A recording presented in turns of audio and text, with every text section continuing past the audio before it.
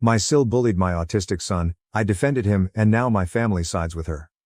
Original post, I, 32F, have a 7-year-old son who's autistic. I also divorced when we found out that Greg, my son, was autistic, because my husband was ashamed of having a weirdo as a son and demanded that we give him up for adoption. I simply denied, he got mad and left. My sister-in-law, Mary, 28F, literally hates my son. Since the day we found out he's autistic, she was constantly saying that I need to get rid of him because I will soon feel embarrassed. She was also telling us that my ex-husband did the right thing and that I should have listened to him.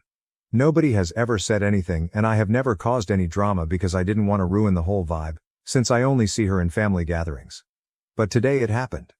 Even though Greg is autistic, he's the smartest human I've ever seen.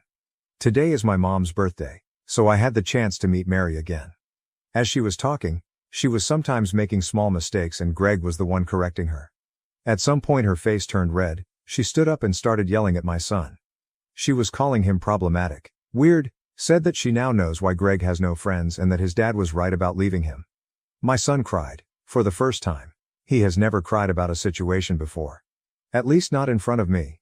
He usually gets a little moody when something happens to him, but we talk for a bit and then he's smiling again.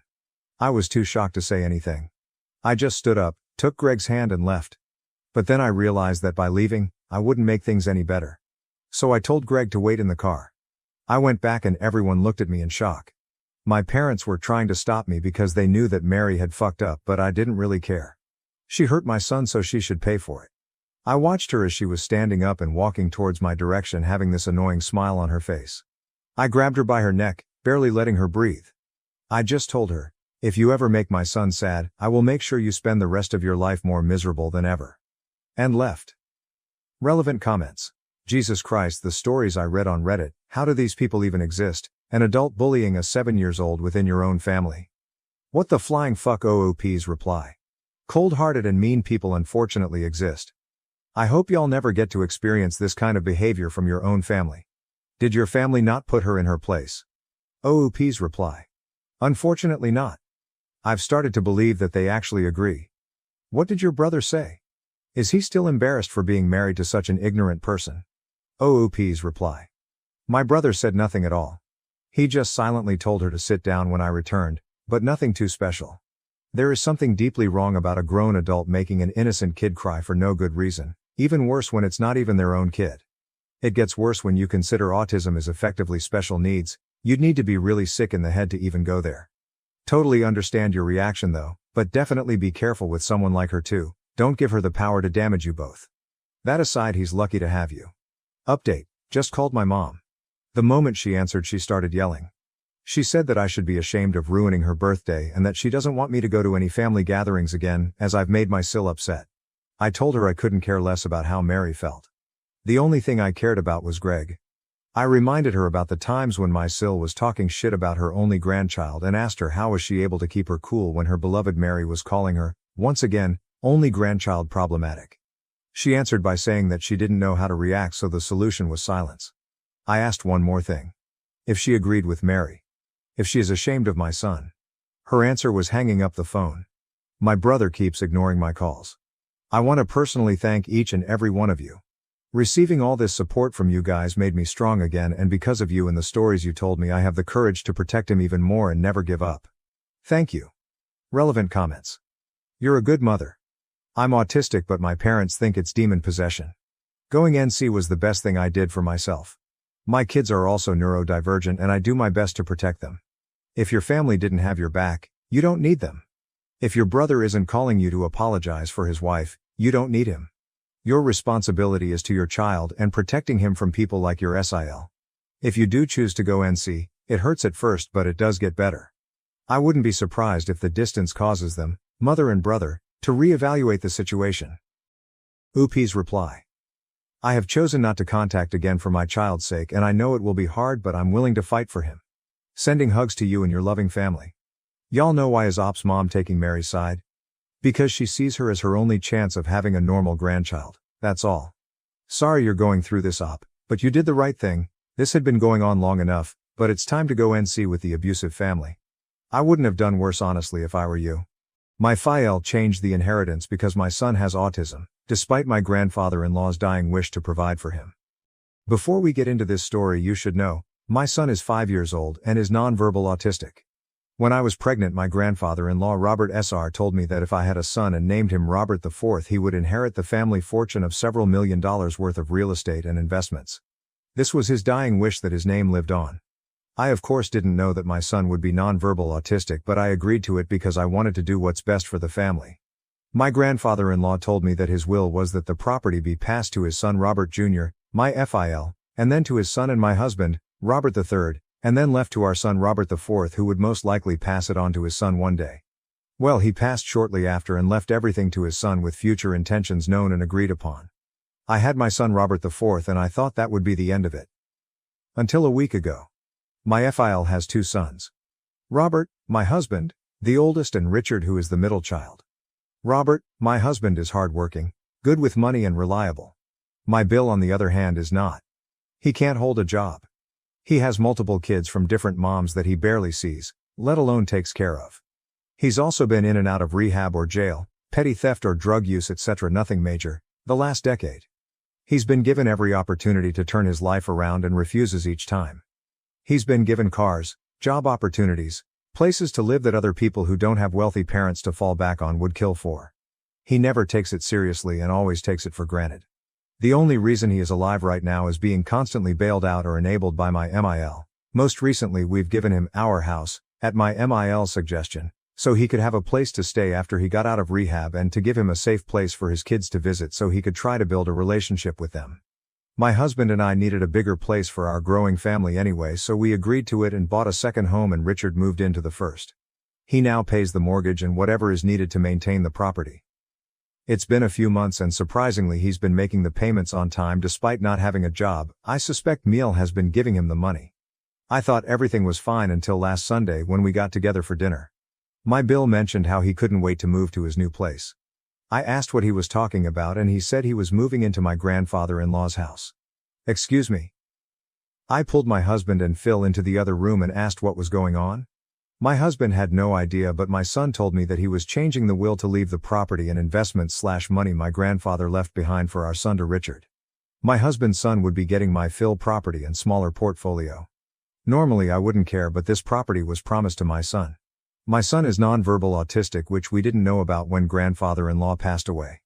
I'm not sure if he'll ever be able to live on his own or take care of himself after we're gone. My husband and I always planned that if that were the case, our son could move into the property guest house and rent out the main home, which is currently being used as a family beach house for weddings or events or reunions, etc. He could survive off that and the money from the portfolio to pay for a caretaker. This would give him a chance to live independently, and if he turned out to not need additional support in the future, then it was his to pass on or live in or whatever. Before anyone asks, we did not forget about our other 2 children. Our daughter will inherit the house Uncle currently lives in. Our second son will inherit our current home. Yes, their inheritance will be significantly less than their older brother, but it was never our money to give away.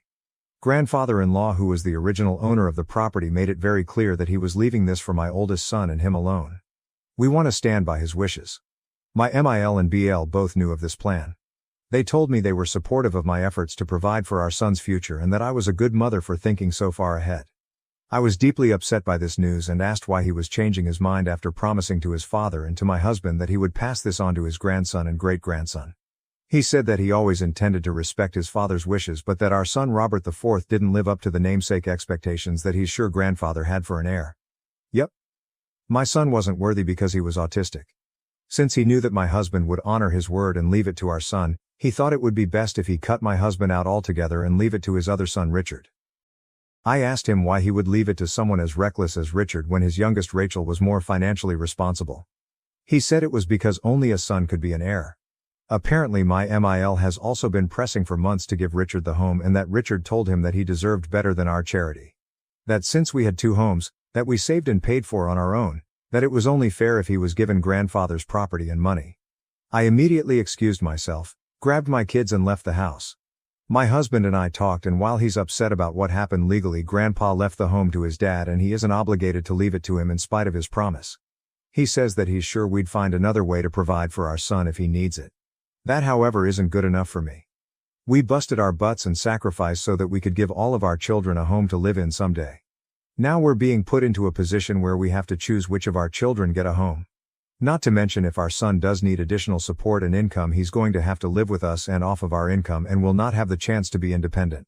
This is when I thought about the dirty little secret buried in the family skeleton closet. 2 years ago, my husband and his 2 siblings were given those DNA tests for Christmas and found out that Richard was only their one-half brother. They confronted Mil, who admitted to having an affair, but she didn't know if Richard was Fil or her lover's child. When she got pregnant, she apparently ended the affair for good and hasn't strayed since. She begged her kids to not tell Fil because Richard needed his support. She said he would disown him and divorce her if he ever knew the truth. For the sake of keeping the peace, and since this wasn't my side of the family drama, I agreed to never speak about it again. But since we're breaking promises and going behind each other's backs, I just might print out his one-half brother status and mail it anonymously to Phil. This of course will implode the family while I happily watch from the sidelines, as well as securing my son's place as the inheritor of the family fortune. After all, only a son can be an heir and Richard is not his son. A few days later, added to the post in response to people commenting on the post and readability. Edit: I'd like to give some more context to those in the comments. I am not rich by any means at all. My parents grew up in poverty and worked their way up to lower middle class. I'm not educated beyond high school, and even then I was average at best. I'm neurodivergent like my son, but at a higher function level, and did not do well in subjects that did not interest me. My husband and I met on a high school track field, and it was love at first sight. His parents did not want us to be together. I was not the girl they picked out for him, and I didn't come from the right kind of family or come from the same religious background. My husband knew choosing me was going to make his life harder and he'd have less support, and he did it anyway. He lost his college fund, so he joined the military. I worked in a pizza shop while he was in training, and we got married right after, and I moved into his 2-bedroom apartment he shared with a guy from his work. I worked at a Waffle House around the corner while he took college classes online. We worked hard to get where we are now. He got out after finishing college, and we moved back home and bought our first house, a small 3-bed 2-bath. I want to point out that in the first 5 years of our marriage, while they didn't accept me, they were never mean or rude to me. They called their son regularly. They were always cordial about me and asked how I was, and always sent gifts on Christmas and our birthdays. After we moved back and they actually got to know me, we became a lot closer. I also converted to their religion, and I felt like they were starting to accept me, and when I got pregnant with our son, I was officially a part of the family. I did not see any reason to not trust them or believe them when my grandfather-in-law asked me to name my son after him. My husband is a very sincere and honest person, so when he told me they were serious, that's all I needed to hear, and I agreed to it for the sole purpose of securing a better future for my son. I wanted to name my son after my own father and grandfather, and they knew that, and it was incredibly difficult to go to my dad and tell him I changed my mind and he wouldn't be named after him but instead after my husband and father-in-law.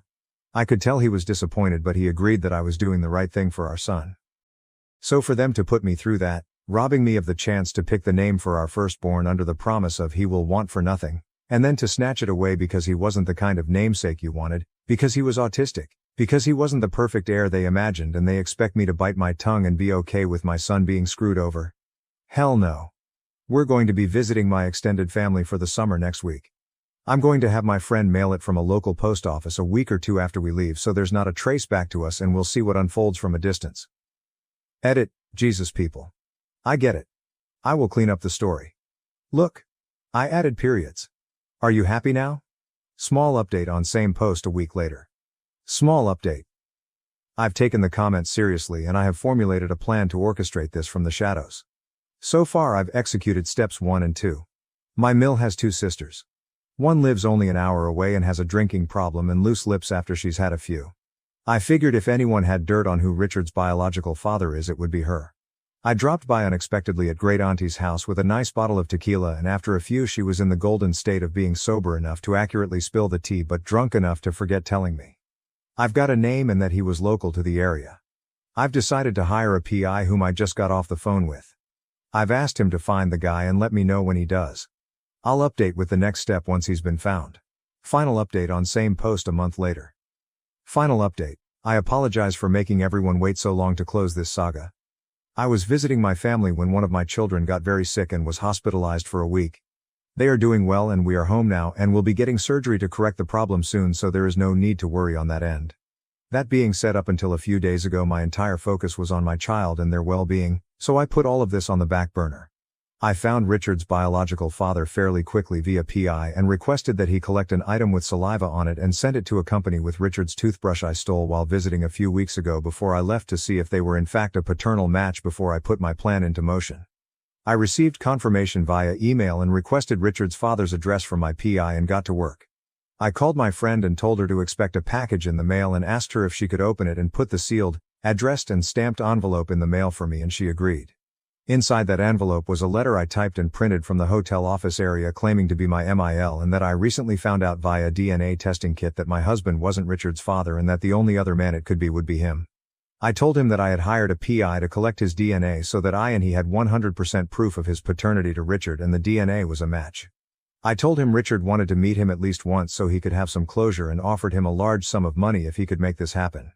I then created a fake email account with my MIL name and told him if he was interested to email me.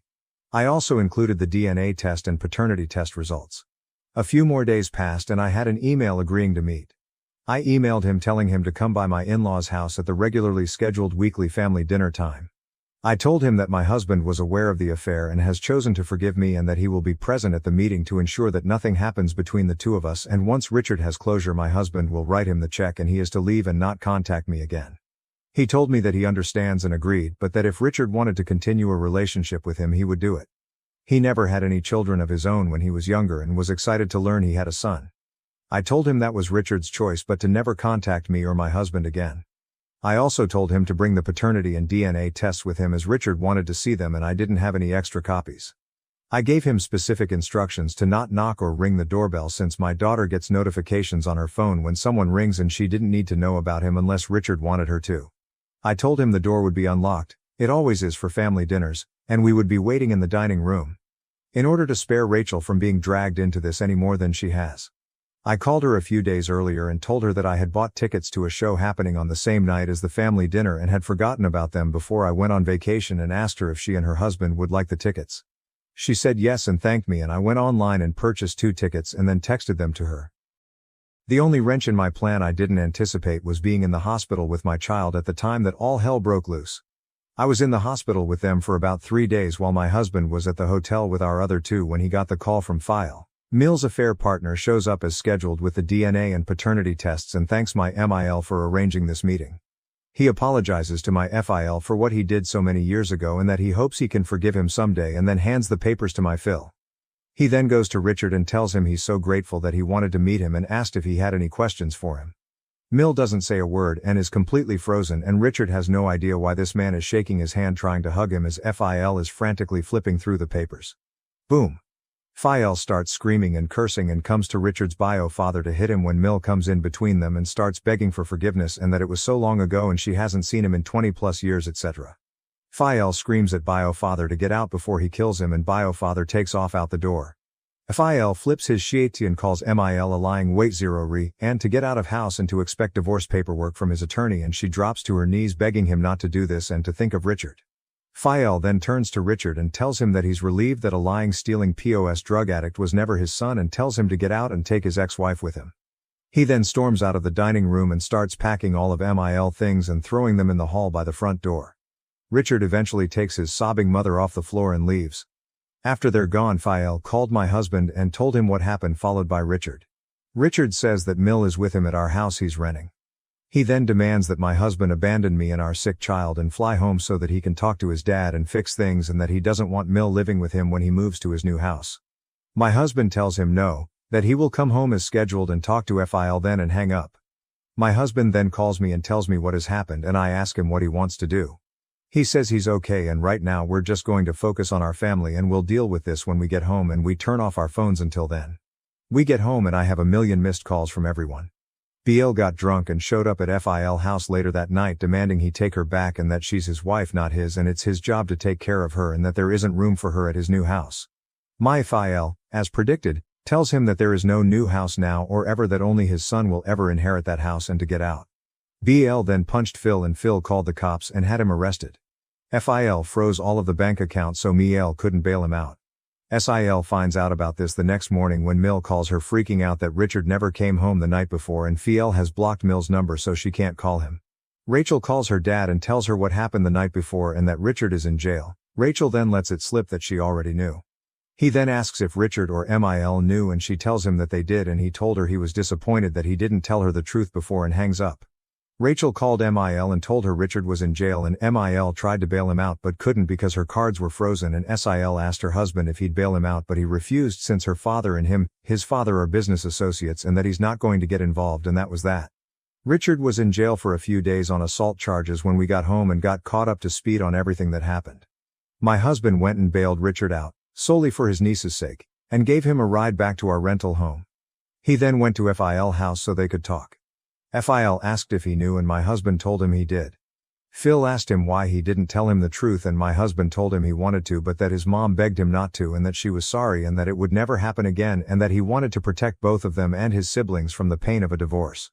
Phil told him he understood and that his mother shouldn't have put that burden on him and that he doesn't know what he would have done if he was in his position but that he forgives him. He told Phil he bailed Richard out and Phil says he doesn't care and that my husband can be there for him as his brother but he's done having him for a son. He says that Richard knew for years that someone who wasn't his father had bailed him out and taken care of him again and Richard never appreciated it and that he was done. He asked Phil if he was really divorcing his mother and he said he was. If she had told him about the affair when it happened they maybe could have worked past it but she lied to him for decades and he can't forgive that, and he can't forgive that she passed off another man's child as his son. He's done with her and never wants to see either of them again. He then apologized to my husband about the house and that he knew it was wrong and that all of this has reminded him about the importance of keeping your vows or promises. He would have his attorney correct the will to its original state before filing divorce proceedings. Phil and Mil signed a prenup with an infidelity clause so she will get nothing she didn't come into the marriage with so she cannot interfere with the will or the house anymore. He did however request that my husband honor his request and not allow Mil or Richard access to the property. My husband agreed but said that he still needed to make sure that his mother was taken care of. Regardless of what happened she's still his mother. Phil then offered to build a mill suite at our rental home with Bill so she could have somewhere to live and someone could keep an eye on Richard and his kids. My husband asked if he would drop the charges against Richard for the sake of his kids and my Phil said he'd see what he could do about it. My husband thanked him for talking to him and that he'd see him again once our child was feeling better. My husband called my Mil who is still a wreck and told her what they talked about and about her moving in with Richard and she's lost it. My husband then reminded her of their prenup and that he had kept her secret for as long as he did and now he needed to stand with his dad and she reluctantly agreed. He also spoke to Richard who was also pissed off that he wouldn't be getting the property and now would have to share the house with his mother, and my husband also reminded him that we bailed him out and are letting him live in our home at cost. The least he can do for us and his mother is let her live here too. He also reluctantly agreed. Finally my husband called his sister to see how she was doing. She and Phil had a long talk and they're doing okay. He was disappointed that neither Rachel or my husband told her the truth and that hurts, but that he still loves her and that he will always be there for her, but that he just needs some time to work through things and he's going to call her and my husband when he's ready for us to have a family dinner again, but that we'd be going out to eat from now on. My husband and I had a long talk about how he feels and he says he feels good getting the weight off his chest and having it out in the open. He feels bad about his mom but that she made her choices and has to stand by them and that he will make sure that she is taken care of if Richard drops the ball. We aren't sure what that looks like yet but we'll cross the bridge when we get to it. I asked him how he felt about the will being reinstated and he said that he's relieved that we don't have to worry our son anymore and that he's grateful that everything worked out the way God intended it to. As for Richard's bio father, he emailed me after the dinner and asked what the hell happened and I told him my husband couldn't handle seeing the man who slept with his wife in person and lost it. He was free to reach out to Richard and arrange a meeting if he wanted to and to not contact me again. I sent him Richard's phone number and deleted the email address. I have no idea if they are in contact or have any current plans to meet. Thank you to everyone for following my story and for all of your advice. I hope I never have to do this ever again. Being a master manipulator just isn't for me and is quite frankly exhausting, but for my son it will always be worth it. My son's homophobic insults and false abuse claims against my husband forced me to send him to live with his mom. This entire situation is kinda fucked and honestly I'm a bit heartbroken for my husband. Real names IDC, I'm Sean 37M, my husband is Zach 36M and my son is 16, not saying his name. I divorced my ex-wife after she cheated on me for the entirety of our marriage. That was over a decade ago. IDC anymore, son is mine already over and done. I met Zach when I was 28, my son was 7. Me and Zach hit it off instantly.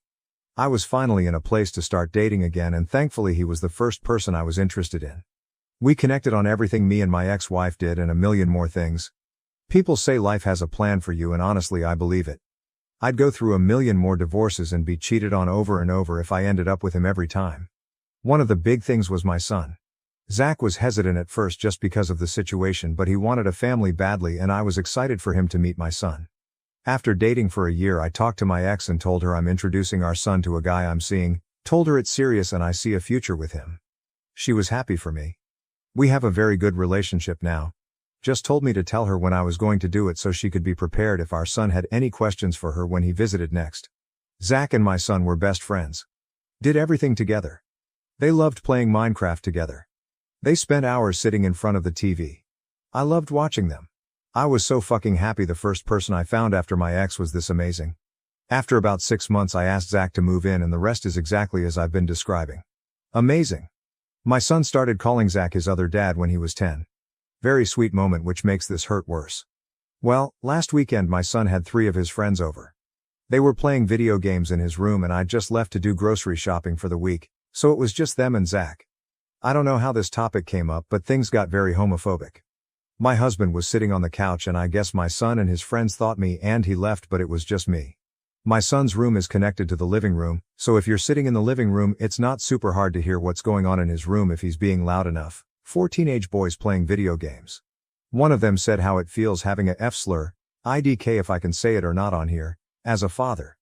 My son laughed and said it was kinda shitty. They said my husband probably touched him when he was little and my son replied, he can try it now he'll get his ass beat. So not even being a dick to Zach but now also threatening him over something we all know he would never do. They kept saying shit like, which one do you think takes it in the ass? Probably the F-slur, at least your real dad still likes women. Just a bunch of hateful shit. My husband sat there listening to it all silently crying. Also Zach has spent a good 4 hours a day at the gym for the last 3 years so IDK who's getting their ass beat but it ain't him. I got home about 2 hours later to my husband sitting in his car with a bag packed waiting for me so he could leave but didn't want to leave my son alone. I asked what's going on, why are you leaving, and he told me everything. I tried to understand as best I could. I insisted he wasn't serious. He's just being a stupid kid acting tough with his friends but it didn't matter, the damage was done. Zach left and I went inside and went off on my son. His friends left and I spent a good 3 hours going back and forth with my son. At first he was very unapologetic and kind of agreed with his friends. I asked if he actually thought my husband sexually abused him when he was younger and he said no but kids block those kinds of memories out so really who knows. I told him to pack his shit, he's living with his mother. His mom lives 3 hours away which means new school, new friends if at all, less private space as he'd have to share a room with his stepbrother etc. Just everything that you'd expect going from a single kid in a house to one of 4. My son instantly changed his attitude. He was crying begging me not to send him away. He didn't mean it, he was just lying to seem cool to his friends. I asked why he doubled down when they left and he didn't have an answer. I told him to pack his shit, he's leaving in the morning. My ex told her the situation and she agrees he needs something drastic. What he did wasn't okay at all. Fast forward to now and my husband is back but he cries every night. Honestly it feels like he's mourning, which I don't want because when you mourn you don't get over someone, you get as close to indifferent as possible to keep living your life without them. I don't want that. I want my husband and my son to have that strong bond I know they have and don't want them to throw it away over this. I don't agree with what my son did but those accusations at minimum can ruin someone's life and at most end it. I'm disgusted with my son. He calls me every day and tells me he misses me and Zach and wants to come home. I stay strong on the phone but after I break down and my husband tries to console me. Tell me my son can come back and he will leave but no, I'm not doing that. I just don't know what to do. I miss my son. I miss coming home and seeing them spending time together. I've thought about therapy for him but he said no. You can't force therapy on someone. They'll just sit there for an hour and piss away $400. I need advice. Comments. Comment 1, NTA. Therapist here, but obviously everyone is different so take it with a grain of salt. Parenting is sometimes wildly difficult, and this is one of those times. You did exactly the right thing. There are so many lessons for your son to learn here. Just name a few. He needs to not only learn the consequences of his actions but that some things truly cannot be taken back. Trying to be cool by being an asshole for absolutely no reason will not end well. It will not only alienate the people who actually care about you, but the people who get off on being unkind will eventually turn on you too. Most people do not get along with their step-parents and he has been taking that for granted. Separately, if you let him back and Zach leaves, your relationship with your son will be forever altered as well as your son's life in general. All the love Zach has for him and their connection can be repaired once he gets his head out of his ass. If Zach leaves, your son will know he ruined his father's relationship for the rest of his life. The guilt and resentment from that can cause huge problems later on in life. This can be worked on. It can be resolved. I strongly suggest making family therapy a requirement for moving back into the house with an LGBTQIA+ friendly therapist who can get down to the root of how harmful this was and make him understand that.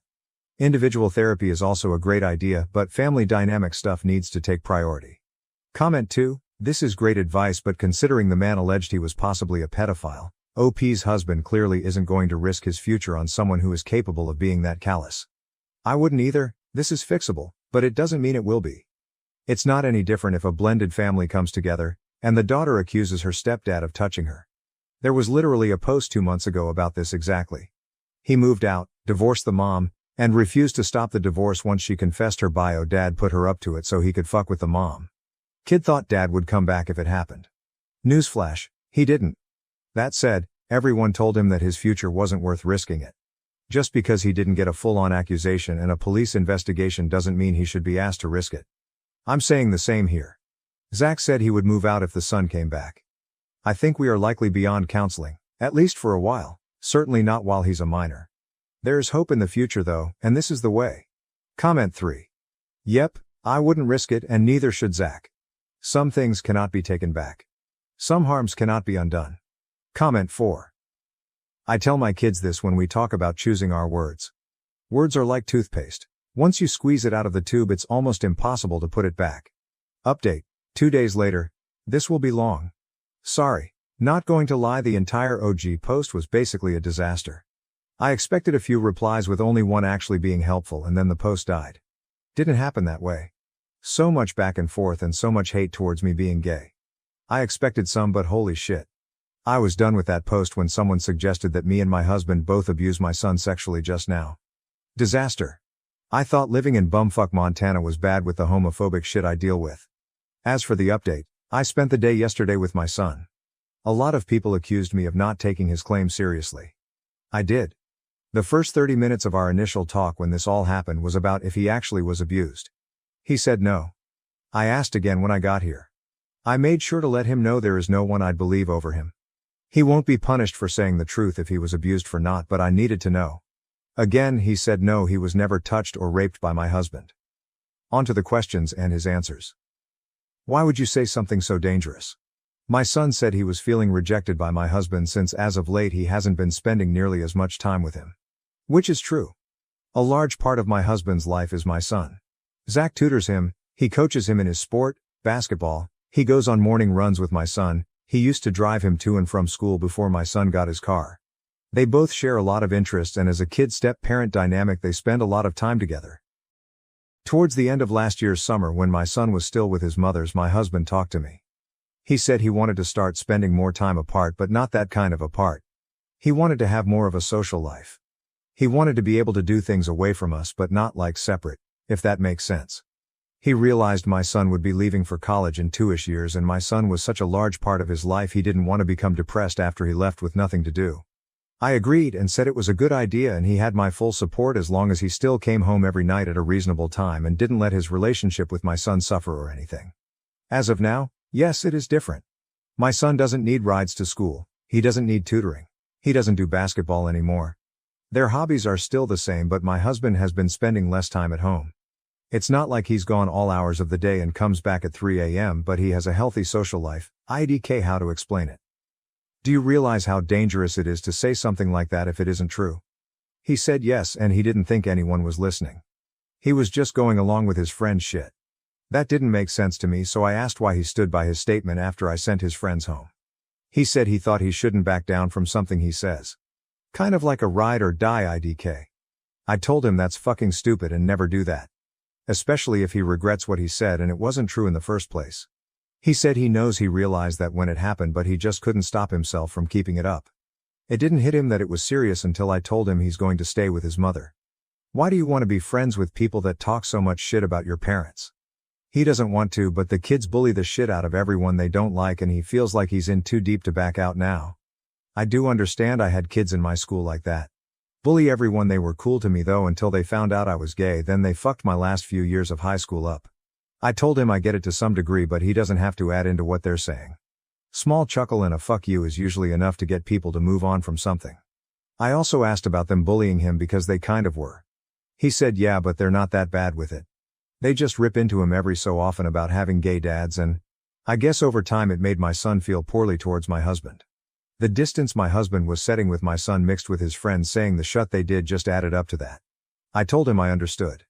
I want to make it clear, I don't support what he said. I understand the emotions behind it though. Why didn't you talk to us about how you were feeling? He said he didn't want to start anything. My husband and he are still close. He didn't know how he felt and was more confused than anything. So why say something that would cause a fight if he didn't even know if he felt that way? I also understood this. At this point I think this is just one miscommunication after another. Open dialogue would have prevented all of this from happening. There were a lot more questions, but me and my ex ended with, do you actually feel remorseful for what you said, or are you just tired of sleeping in the same room as a 7-year-old? He's actually remorseful. Told me even if he was staying there all year he would still feel terrible over what he said about Zach. Reassuring him again if anything did happen now is the time to speak and I will believe him again. He said no. He started crying saying he just missed us. Emotional moment. We hugged, told him I loved him and that would never change. Asked him to leave the room so me and his mother could talk. We decided on a month-to-month assessment to see when he would get privileges back. Ending with him coming home. There were conditions to all of this like family therapy, solo therapy, cutting his friends off completely, which I would help with. He was against the solo therapy but came around. He asked if Zach was here. I said no, but would ask him if he wanted to come next time, which my son smiled at. I still agree sending my son to my ex-wife's was the right move. A lot of people aggressively disagree. Which is fine. My parenting style isn't for everyone. One of you told me I should beat the kids up though, so like do I really care if some of you disagree with how I patent IDK? Not really. Situation still sucks IDK, what to say. I miss my son. He isn't coming home right now and I wish I was leaving her house with him. As it stands right now, son is living with his mother and her family. He will get his phone and PS5 and car back at the end of the first, second and third month. In that order he will be able to move out of the room he's currently in, out into the guest house at the end of month 4. Every month after that is touch and go, and we'll discuss at the end of each month what we think son will do bi-weekly solo therapy and we will all do bi-weekly family therapy. We see it as he should do solo therapy one week, then family therapy the next. He can come back sooner. I want him back. My husband wants him back. He's wanted him back since he left. His mother is holding strong, but she also sees he's just miserable, so I think she'll break at some point and give up the guest house early. It is what it is.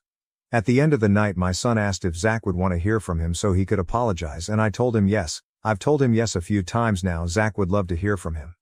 I doubt he'd have to wait longer than one ring before Zach picked up. My son called him as I was leaving, so I know they spoke IDK about what though. When I got home Zach was feeling like shit and blaming himself more for all of this. I told him it's no one's fault, we just needed to talk to each other more. All in all I think my son is remorseful and he was just feeling trapped and isolated in a shitty situation and didn't know how to get out of. I feel for him and I wish I saw what was happening sooner. Thank you all for the advice. Or most of you. Some of you were just nasty and hateful. Someone on my first post called Stoner Therapist something like that gave good fucking advice. I didn't say it on that post, but if you read this good shit, thanks for it. Next update will be when he comes home. Hopefully it will be soon. Thanks y'all. Comments. Comment 1. Hey, sounds like you've had a heck of a roller coaster. Family dynamics can turn into a jigsaw puzzle where half the pieces are hiding under the couch cushions. You did what you thought was best in a tough situation. And it's clear you care deeply for your son and your husband.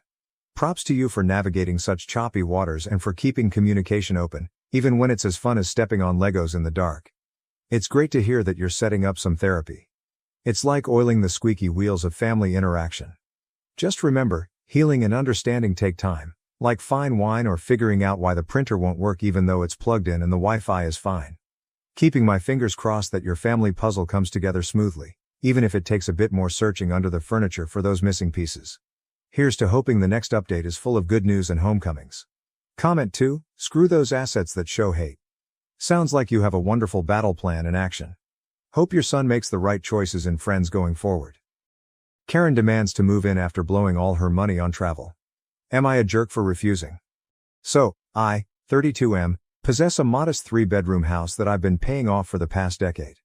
It's not fancy, but it's mine and I'm proud of it. My sister, 29, and her husband, 31, are typical free-spirited individuals. They've always talked about leaving the rat race and enjoying life to the fullest, all that. They finally got it done a few months ago. They sold their house during a soaring market, expecting the profit to fund a year-long trip. They assumed they could make ends meet by traveling cheaply, staying in hostels or Airbnbs, and doing odd jobs on the side. At first, they stayed in fancier places and ate out frequently, believing they had enough of a cushion. However, they ran out of money after just 2 months. They misjudged how quickly bills would add up, especially with 2 children aged 8 and 5 to feed and care for. Now that their money has been depleted, they have chosen to discontinue full-time travel but do not want to settle down just yet. Instead, they wanted to stay with me rent-free for the next 10 months while they figure things out. They say they'll attempt to take occasional trips if they discover really good discounts, but they mostly want to stay at my house. I told them no. My house isn't big enough.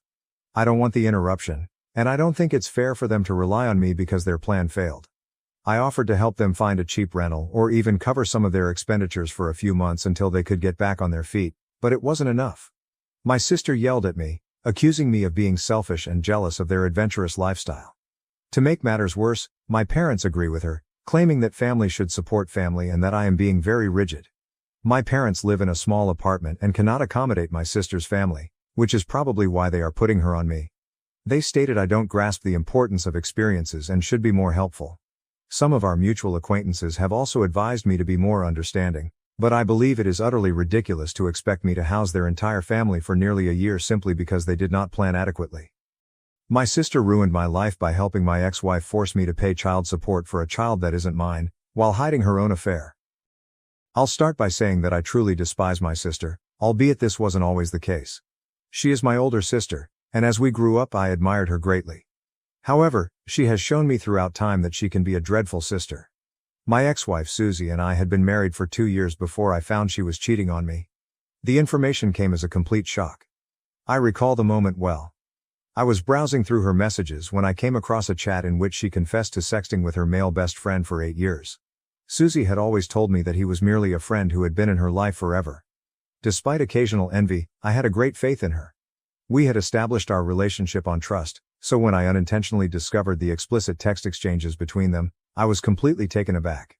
It felt as if the basis of all I thought in our marriage had crumbled in an instant.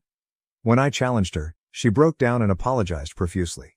She argued that it was only a one-time mistake and that her friend meant nothing to her in that sense. She vowed to block him and assure me that it would never happen again. Despite my rage and pain, I wanted to trust her. We began going to marriage counseling because I was terribly hurt by her betrayal and needed to understand why it happened and whether our marriage could be saved. Susie appeared to be truly sorry throughout counseling.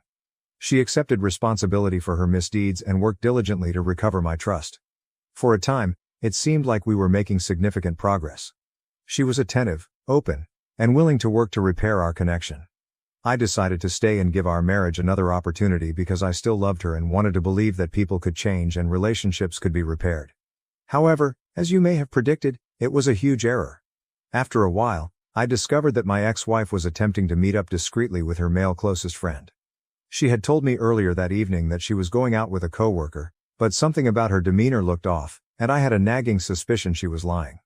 I trusted my instincts and called the coworker after Susie departed to check in. To my dismay, they informed me that they had no plans with Susie. I felt a wave of sadness and confusion rush over me. It was becoming brutally evident that Susie was meeting up with this guy. Otherwise, she had no reason to deceive me.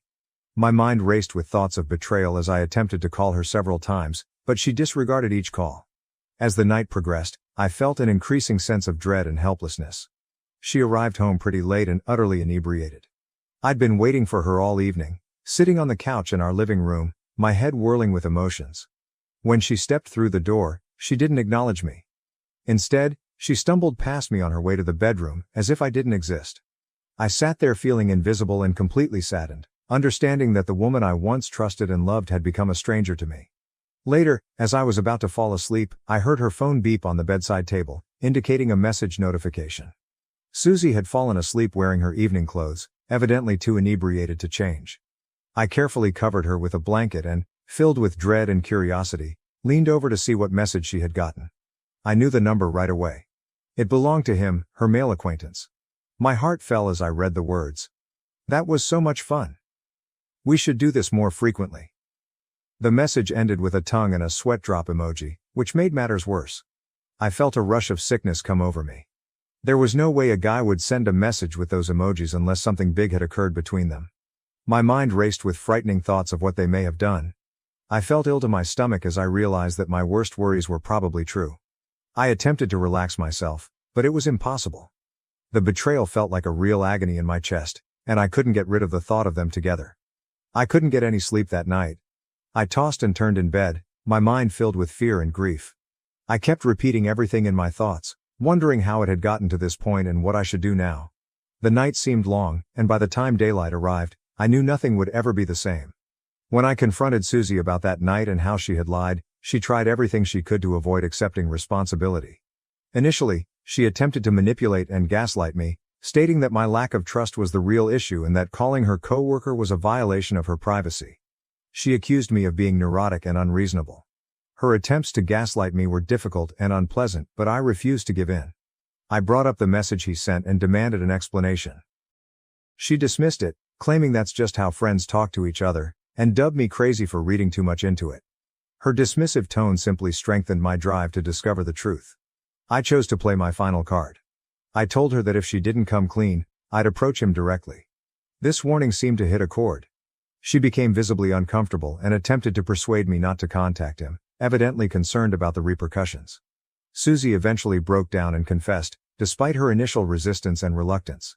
She stated that she had wanted to meet him for a long time and that they did make out after becoming intoxicated. Her statement was like a blow in the gut, confirming my worst concerns and breaking any remaining faith in her. She proceeded to defend her behavior, claiming that our marriage had grown dull and she was looking for excitement elsewhere.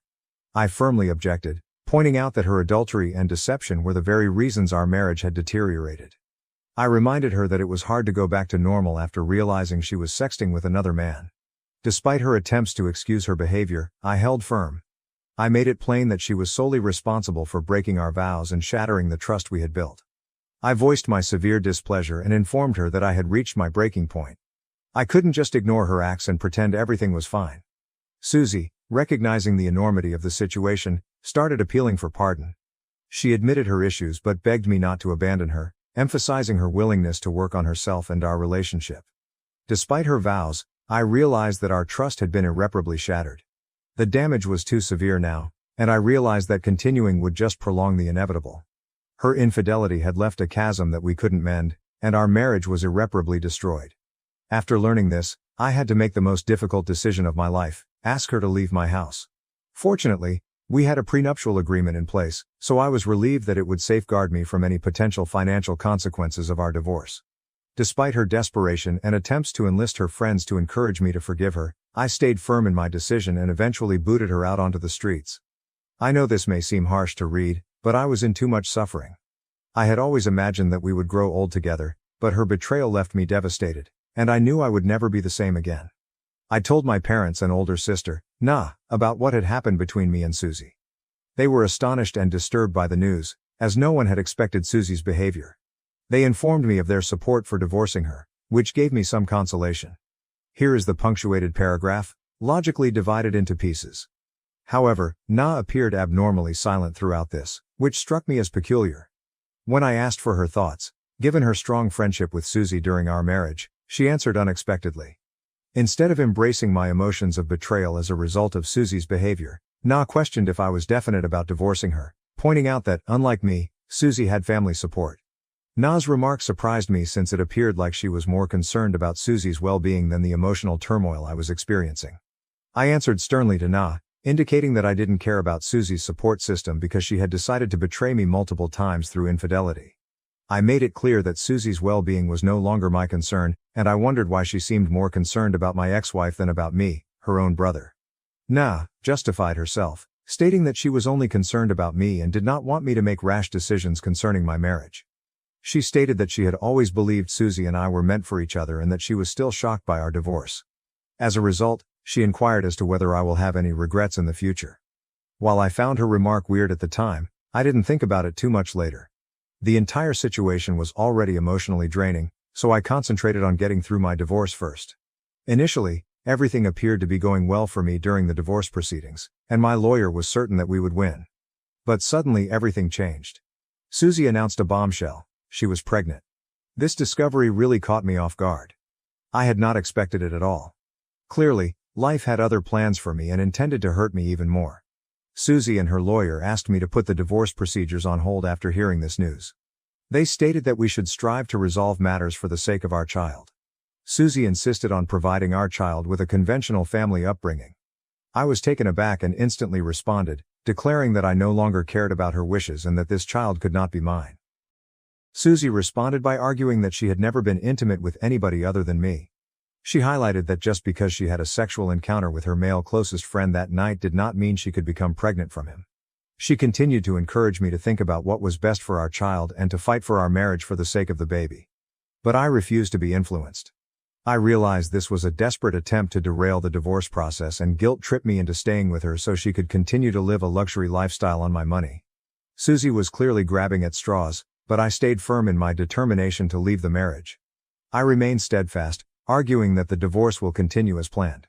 I stated that when Susie gave birth, I would schedule a paternity test to determine whether the child was mine or not. However, Susie's lawyer refuted our case, arguing that because Susie was still legally married to me and had declared that she had not been intimate with anyone else, I was automatically the father of the kid. They stated that they would seek child support from me as a result of this. My lawyer vehemently disagreed, arguing that such allegations were baseless without a paternity test. Unfortunately, we were all too aware of the flaws in our judicial system, particularly when it came to defending men in cases like this. Susie's lawyer later sued me for child support, offering proof to back up their allegation that Susie had not been intimate with anyone else. They presented me as a controlling freak who attempted to avoid paying child support and accepting responsibility for my acts. They even called in witnesses to testify on Susie's behalf. My older sister, Na, was among the witnesses, which shocked me. I had no idea she would even be present. Initially, I figured she was there to observe and support me, but to my surprise, she testified against me, claiming that she had been friends with Susie for a long time and was confident that Susie could not have betrayed me by sleeping with someone else. My sister said Susie was still in love with me. Na claimed unequivocally that she believed the child belonged to me. Hearing my sister back my ex-wife over me was terrible. Na knew how much I loved Susie and how much she had wounded me, yet she was there to defend her deceptive behavior. Later, once we were out of court, I confronted my sister about her surprise testimony. I voiced my amazement and betrayal, feeling absolutely taken aback by her behavior. Na, on the other hand, stayed firm in her choice, saying that she was doing the right thing and that I would come to respect her stance in the future. I raised my voice, expressing my contempt and outrage at her for placing me in a position where I would have to pay child support for a child whose paternity had not yet been established. Na argued that I shouldn't be so harsh to an unborn child and that I should consider Susie's financial hardships if I didn't pay her alimony or child support. She told me that I would never comprehend her point of view since I did not have parental instincts like women. She persuaded me to see that covering the child's fees was the least I could do in this scenario. My sister's point of view left me feeling exploited and very uneasy. I couldn't understand how she could prioritize Susie's money demands over my emotional pain. My parents were also disappointed at my sister, telling Na that she had no right to testify against me. However, the harm was already done. My own sister testifying against me demonstrated to the court that Susie could be telling the truth and that I was attempting to avoid responsibility for our child. As a result, the court found in favor of my ex-wife, awarding her child support from me until the child turned 18. I was enraged and refused to accept the sentence, but despite our best efforts, my lawyer and I were unable to persuade the court. My divorce from Susie has been final for quite some time, and I have continued to pay child support for her kid on a monthly basis. Despite the fact that a paternity test proves that the child is not mine, he bears no resemblance to me. The truth is that because my ex-wife became pregnant while we were still married, the child is legally my responsibility. I'm now required to continue paying until he reaches the age of 18. This is why during this journey, my animosity toward my sister has grown stronger than it has toward my ex-wife. I totally blame Na for putting me in this situation. This is why, despite my parents' repeated requests to forgive her and move on, I have kept utter silence toward my sister and refused to acknowledge her presence at family functions. Everyone in the family appreciates and understands my position. Several cousins and relatives share my hate for Na, so they keep their distance from her. Na has repeatedly complained to our parents about how I have isolated her from the rest of the family. She defends her conduct by claiming that she did what she believed was best for the child. However, her attempts to elicit compassion have continued to fall on deaf ears, as the rest of the family realizes her folly and supports my decision. Nina married her longtime lover Joshua last year. Despite receiving an invitation to the wedding, I declined to go. My parents then told me that many other family members did not attend, which disappointed Na. She and her spouse spent some time after their marriage attempting to conceive. My parents had expressed to me their joy at the idea of finally having a grandchild from our family. I recently had to travel to a nearby town for a work conference organized by my company. Following the conference, my co-workers and I decided to unwind and relax at the hotel bar in our leisure time. Imagine my astonishment when I noticed my sister sitting with an elderly gentleman at the pub. She hadn't noticed me, and I kept it that way since I was curious about her appearance in a late-night club out of town, especially since she was married. I watched as she came in closer to the elderly man and murmured something into his ear that made him giggle. My suspicions intensified as they appeared to be flirting and acting unusually comfortable with each other. Without thinking about it, I reflexively reached for my phone and silently took a few photos. I took care to get clear images of my sisters and the older gentlemen's faces, as I wanted incontrovertible confirmation of what I was seeing. As I saw them together at the bar, my mind raced with amazement and confusion. How could my married sister find herself in such a compromising situation? I watched in surprise as Na and the man continued their intimate talk, exchanging grins and laughter. After approximately an hour, the man motioned for Na to follow him to his room. She nodded and stood up to join him. My eyes widened as the truth of the scenario dawned on me and I realized I was seeing my sister prepare to cheat on her husband. I wanted to yell at her to stop, but from previous experience, I knew that cheats never learn from their mistakes. Instead, they must be given a lesson. After returning home, I decided to contact her husband, Joshua, personally. I believed it was necessary for him to know the truth rather than being caught off guard like I was. I located him on Facebook and made him a friend request, hoping he'd accept. After a few hours, I checked and discovered that he had accepted my request, so I instantly messaged him. In the message, I introduced myself as Nina's brother and stated that we needed to have an important chat. I requested him not to tell my sister about my text to him and gave him my phone number so he could contact me. I hoped he'd listen to what I had to say and waited impatiently for his call. A few minutes later, he called to ask why I had contacted him. He stated that he was already aware of me through Na and my parents, but was astonished that I had contacted him after all this time. I apologized to him for missing their wedding and expressed my concern that we were speaking under such circumstances. He then inquired what was wrong, and I honestly described what I had witnessed in the hotel between Noah and the older gentleman. I hesitated from immediately using the word cheating, because I wasn't sure if Na and he had an open marriage or not, and I didn't want to make assumptions. However, as I recounted the events to Joshua, he began probing with various questions regarding Na's attire and who the other man was, indicating obvious discomfort.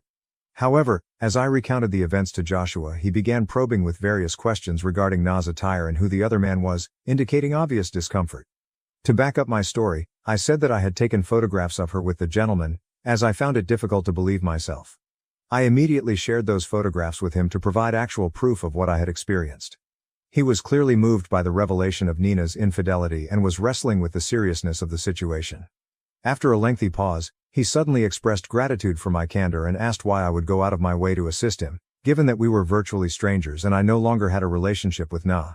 His query struck a chord, prompting me to share my own experience, explaining how I had been in his shoes when my ex-wife cheated on me. As I probed more into the circumstances, I explained how Na had exacerbated my agony by testifying against me, resulting in my current burden of paying child support for a child who was not even mine. Joshua remained quiet for a few minutes after hearing my story. He then revealed that Na told him an entirely different version of the truth. Susie and my marriage, she claimed, were already faltering. And we had ceased being affectionate, prompting Susie to make a one-time error that allegedly led to our split. I was furious after hearing this distortion of truth, and I explained to Joshua that Susie had cheated on me twice, demonstrating that our divorce was not the result of a single error, but of her continually breaking my trust with her male buddy. To my relief, Joshua believed me and appreciated my candor in exposing my sister's dishonest actions. He informed me that he had no intention of staying with a cheating partner and planned to discuss this with Nina. In the days that followed, my parents regularly called to accuse me of wrecking Nina's life, since she was going through a divorce.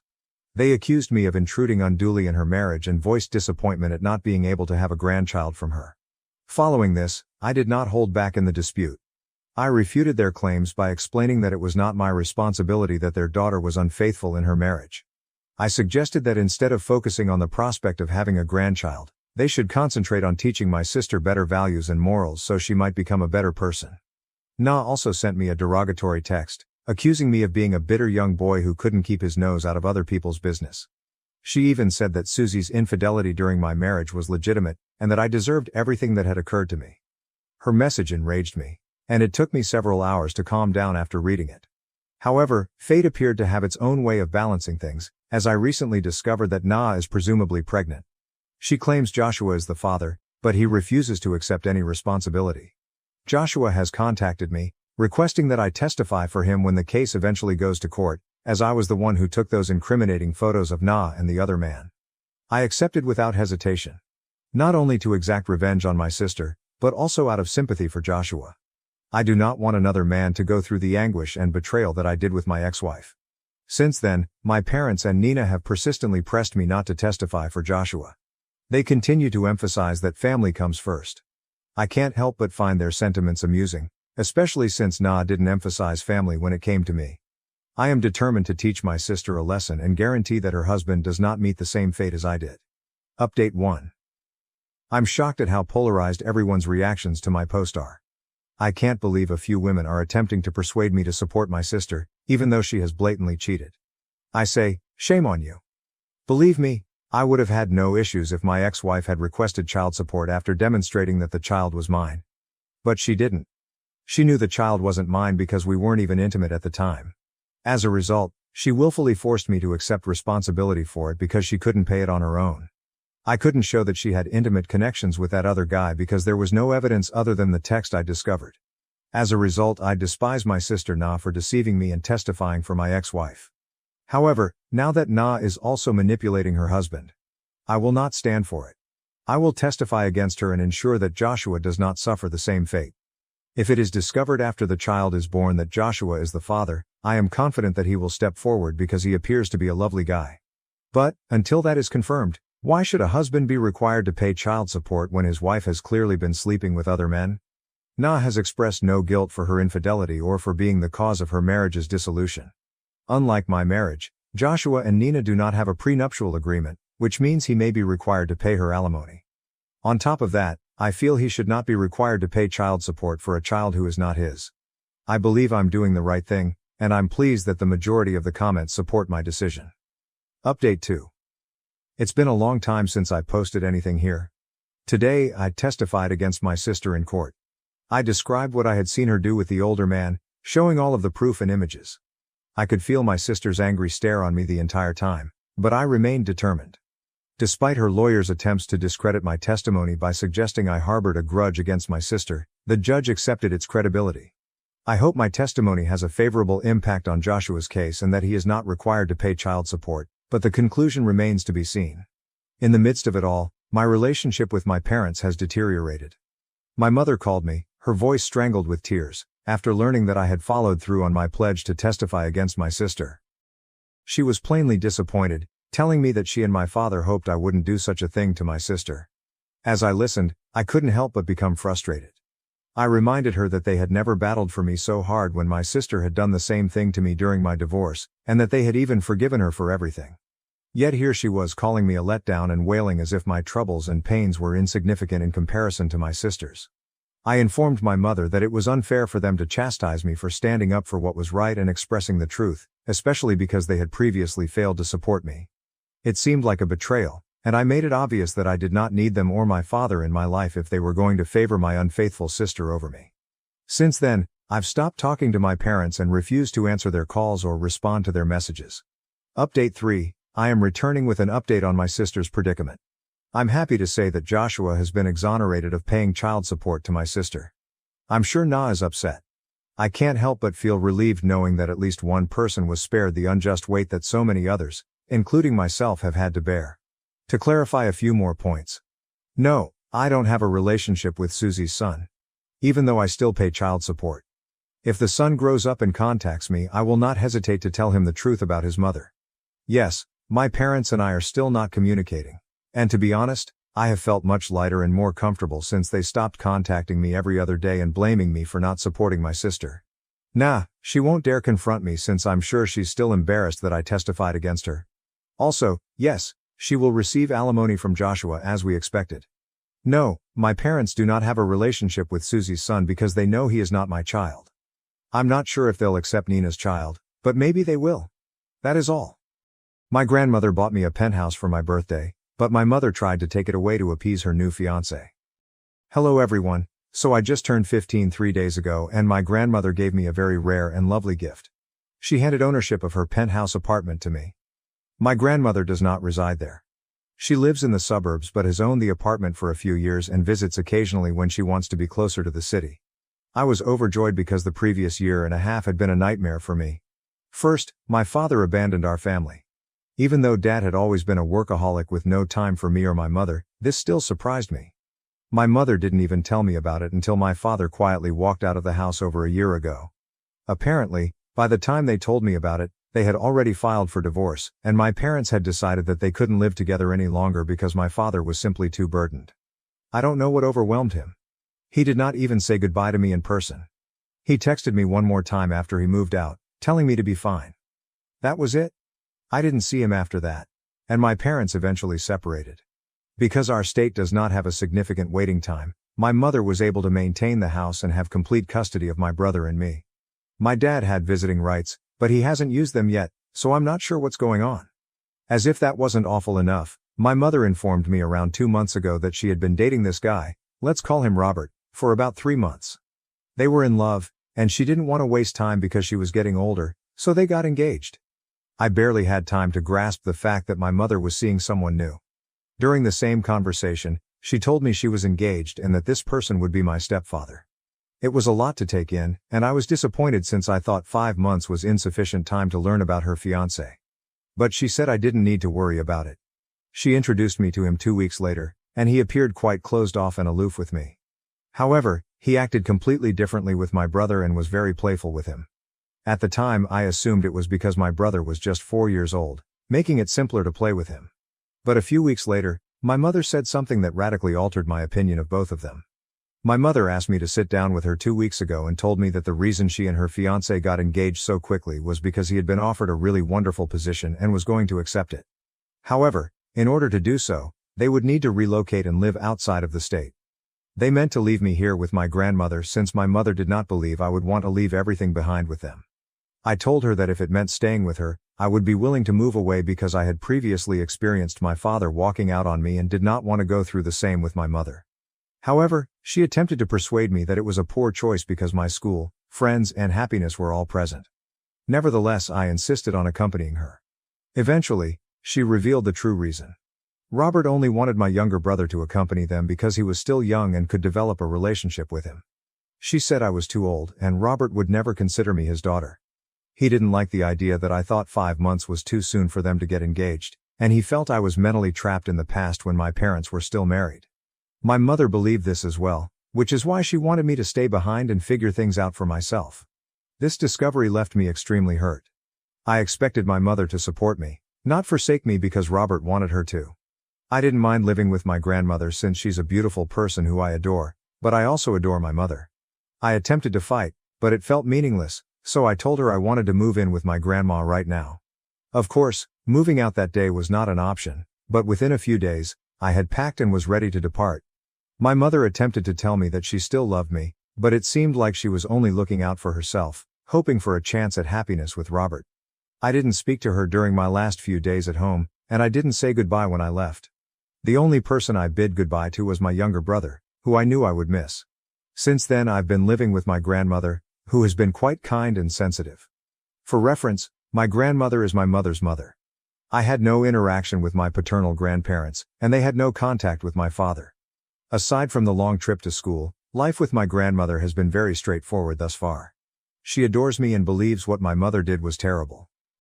I keep in touch with my brother by phoning my mother's phone every evening. But we don't talk, it's just to speak with him. My birthday was 3 days ago, and I celebrated it at home. To be fair, I did not organize the party. My grandmother did. She surprised me by bringing some of my closest schoolmates and a few select relatives. I was feeling extremely down after my mother left me off here, but the celebration lifted my spirits. I had been feeling really down since my mother dropped me off. However, after we cut the cake, my grandma revealed the gift she prepared for me, which was a huge surprise. She told me that her lawyer would function as trustee for the property for the time being, but that once I turned 18, I would own everything. That was the finest news I had heard in a long time, and I had no intention of sharing it with my mother. Yesterday, however, I discovered that my mother had been notified about the present, most likely by someone at the party. I'm not sure who it was, and it doesn't matter now. But I was irritated when she called me last evening. She informed me she had heard about the gift from my grandmother, and after meeting with Robert, they had decided he wanted to adopt me if I convinced my grandma to transfer ownership of the property to him. I'm not sure why, but she expected me to be delighted at the news because it meant I could finally join them. But I wasn't pleased at all. I told her that I was not going to do anything like that and that she no longer needed to call me. Then I hung up. A few minutes later, she called me again, but I didn't answer. Then she texted me, and this is what she sent. I'm sorry if you felt horrible because I was trying to play by Robert's rules and live life on his terms, but you must understand that after your father and I separated, he was the only person who truly cared for me. Of course, I had my family's backing, but that was different. He was there for me, both emotionally and financially.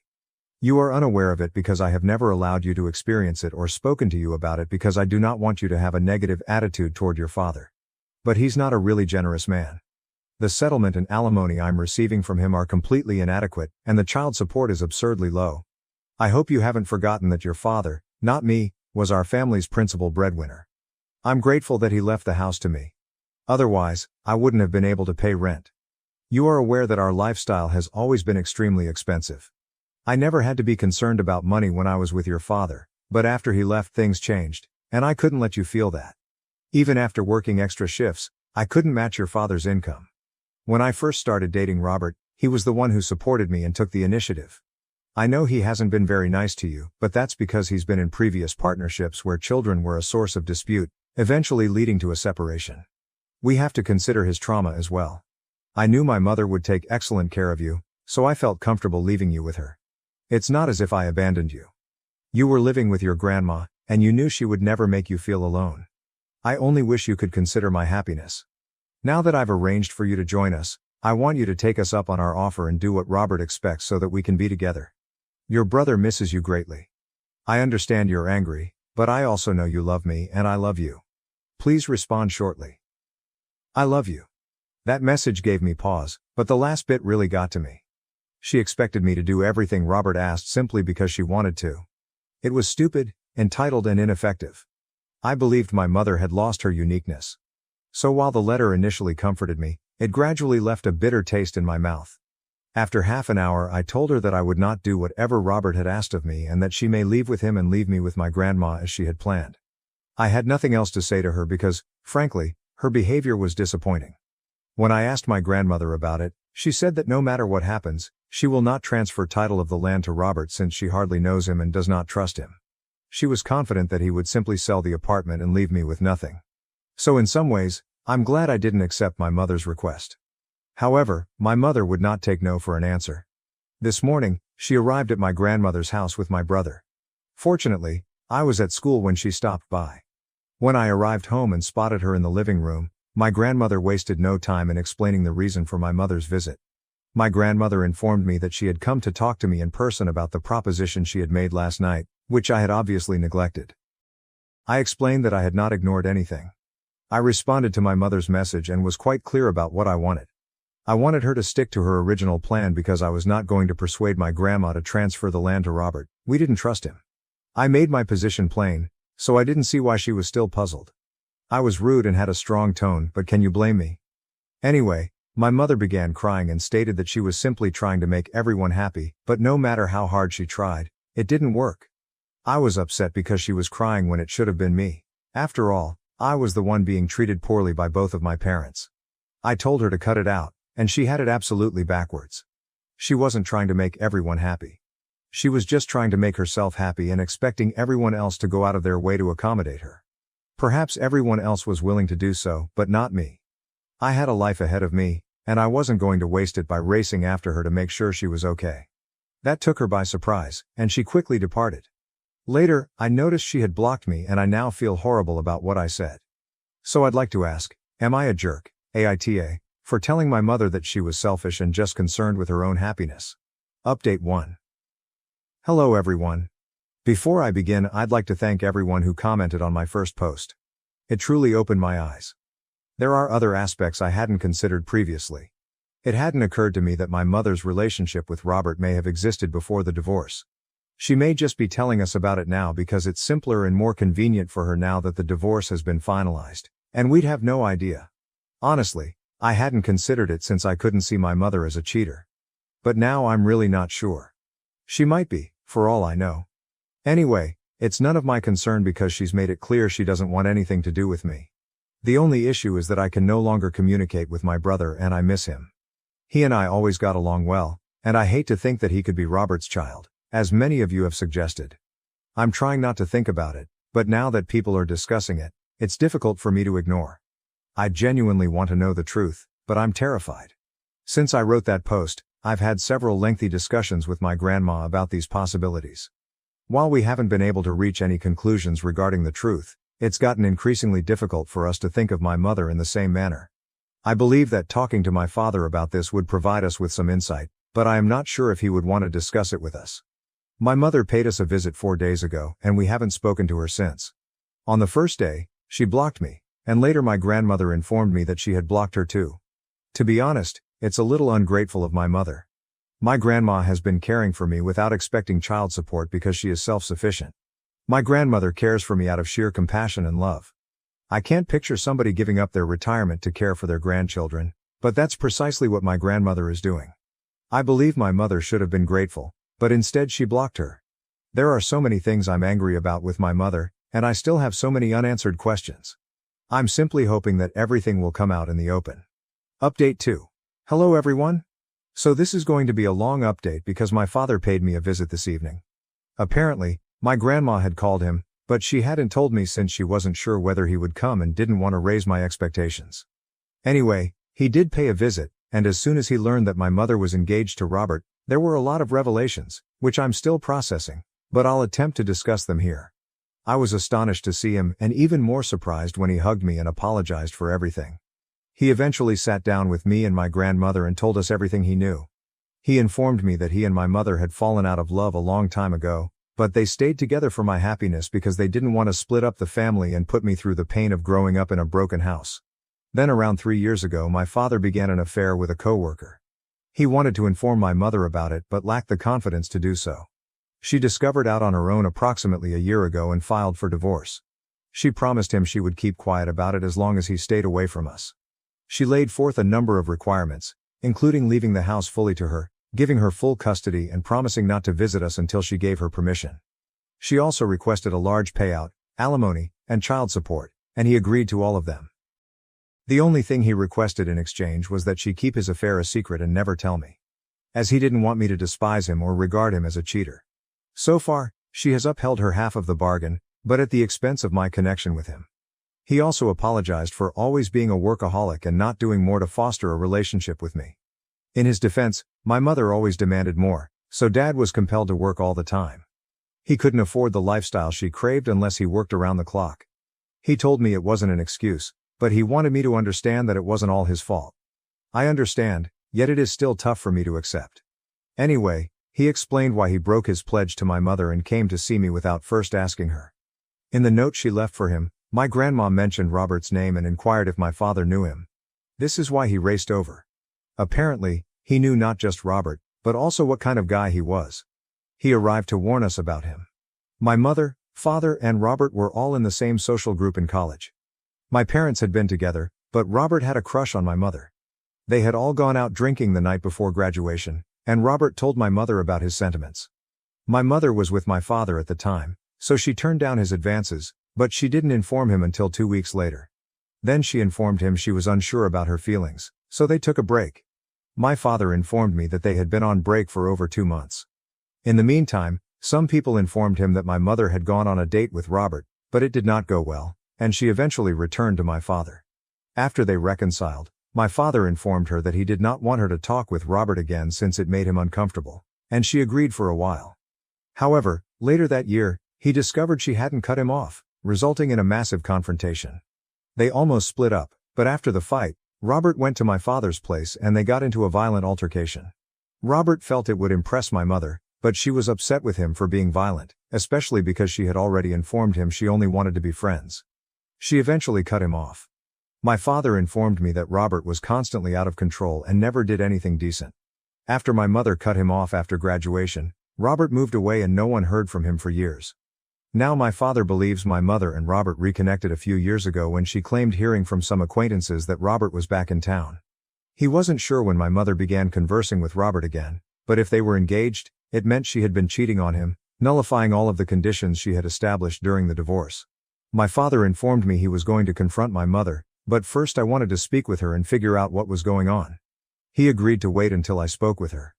I'm still trying to digest everything. It's complicated in my thoughts since I'm not sure who to believe. My parents haven't been particularly nice to me and things are simply a disaster. Update 3, I finally spoke with my mother. I didn't tell her about my conversation with my father because I wanted to speak with her separately and see what she had to say. She had blocked me, so I had no choice but to pay her a surprise visit. My father paid me a visit 3 days ago and I finally got up the guts to talk to my mother yesterday. She was shocked to see me at the door, but nevertheless allowed me in. Fortunately, Robert was not home, so I could speak freely. I originally apologized to her, but only to get her to open up. I evaded the question for a time, telling her that it was difficult for me to accept Robert into our family so quickly, which is why I had been behaving out. Then I got down to business. I suggested that it didn't make sense that she meet someone as wonderful as Robert so soon after her divorce. It looked overly convenient. I hoped this would force her to admit to knowing Robert from her college days, but she didn't. She merely told me she was fortunate to have found him, and that was it. I knew my father was speaking the truth about their friendship in college because he had pictures. The only thing I questioned was the veracity of the narrative my father told about the three of them. But when my mother flatly denied ever knowing Robert, I knew who to trust. My mother then made matters worse by admitting that she had rushed into the engagement with Robert in order to forget about my father and everything associated with him. That's when Mom told me about my father's affair, which she made him sacrifice everything for and vowed not to tell me about. At that point, I saw no reason to continue the discussion. I said I'd see her later and went. As soon as I got out of there, I contacted my father and told him he could do whatever he wanted since I now knew the truth. I knew my father had not lied about anything. My mother is about to face karma. I'm not saying my father is suddenly innocent, but he's not as evil as my mother. Update 4. Hello everyone, I have a lot to tell you about. First, everyone was anxious about whether my brother was my father's child or not. I was too.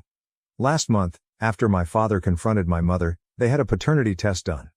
Thankfully, my brother is indeed my father's child. My father is currently battling for full custody. Since I'm 15, I may state that I want him to have complete custody, and the court will consider that. However, I am still living with my grandmother. Despite my father's efforts, there are still numerous difficulties that need to be addressed. Until then, I'd prefer to live with my grandmother because I'm always confident in her. My mother was upset when she discovered that my visit was just to seek the truth about her and Robert. She unblocked me once, just to curse me out and then block me again. We have not spoken since. Robert dumped my mother as soon as they got engaged. He vanished after learning that my father was attempting to cut his alimony and child support payments.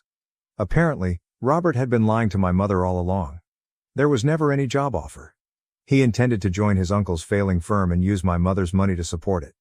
That's why he asked me to persuade my grandmother to transfer the land to him. They'd been dating for 2 years, and he'd kept her on the hook the whole time.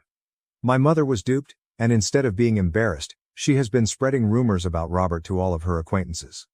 What she doesn't realize is that her friends have been gossiping about her, and that is how my father and I found out about everything.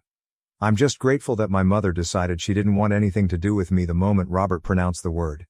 I would hate to be trapped with her right now.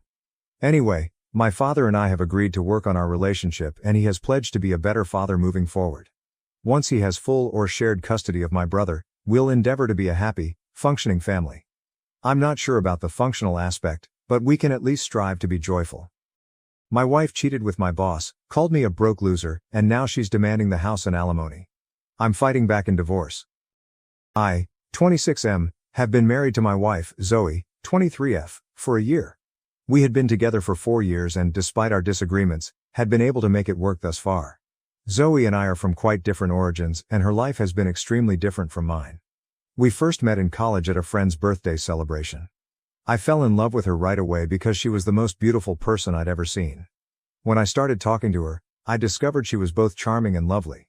We got to know each other better over the next few months through texting, and we went on a number of dates before committing to a commitment.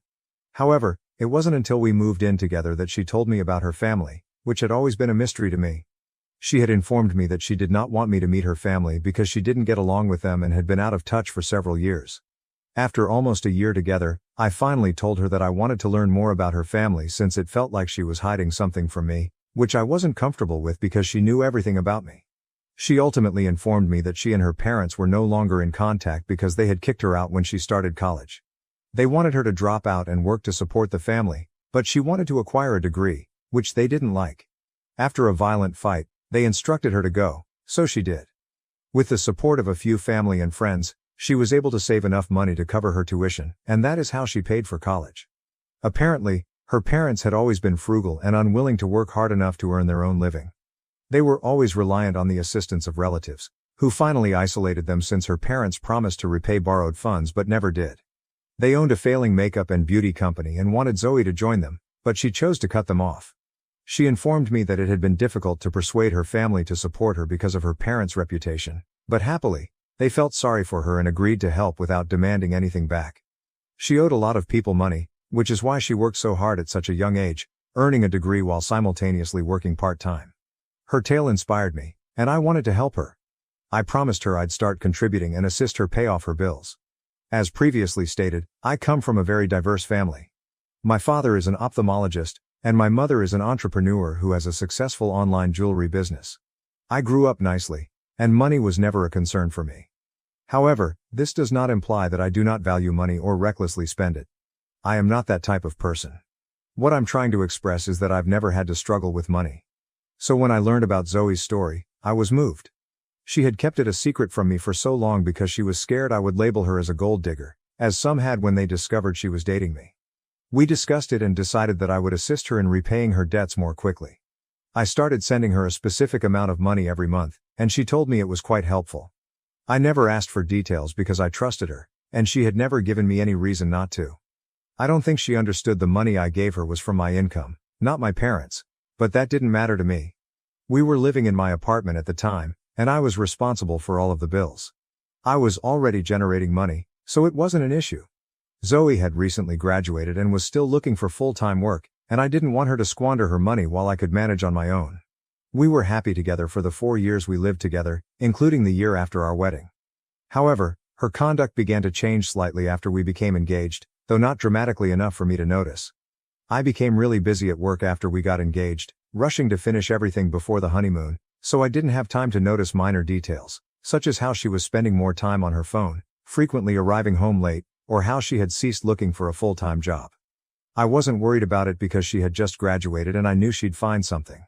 We married about a year ago and my parents and I paid for the entire ceremony. Zoe did not have a large family, and we couldn't rely on her parents, so we opted to pay for the entire event ourselves. Zoe didn't even offer to help, which I didn't think was unusual given her situation, and I was comfortable with it. Following the wedding, I continued to pay all of the major bills, not expecting her to share anything with me. She informed me she was still looking for work, but none of the offers fit her. She preferred something more demanding. I believed her since she had worked hard and deserved to rest. We also maintained the agreement under which I handed her money every month, figuring she was utilizing it to pay off her obligations. Unfortunately, I realized a few days ago that she was cheating on me with my boss. I was not spying. It happened by coincidence.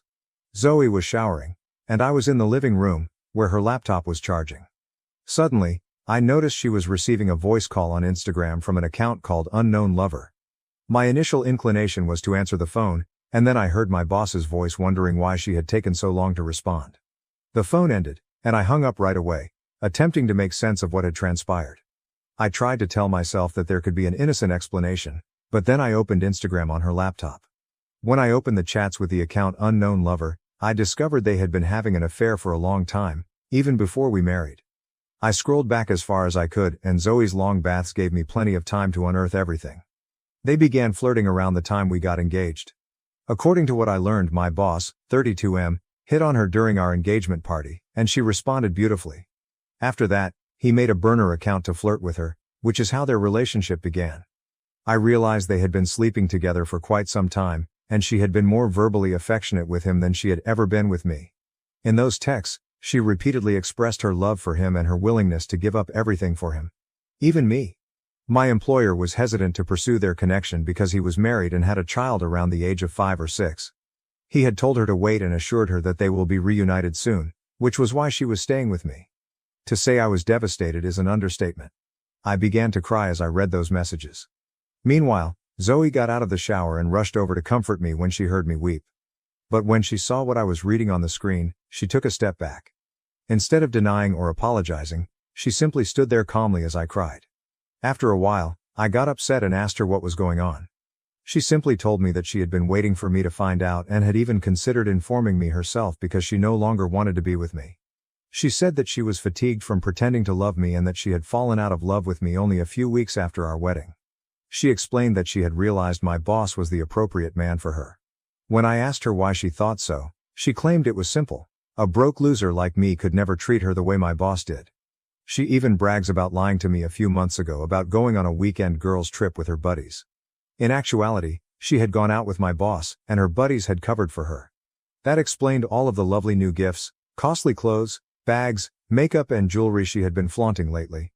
She had been telling me about a friend of hers who had made a lot of money and was treating everyone well, but now I knew the truth. It was all because of my employer. She stated she was delighted I found out on my own and now wanted a divorce since she was tired of pretending to care about me.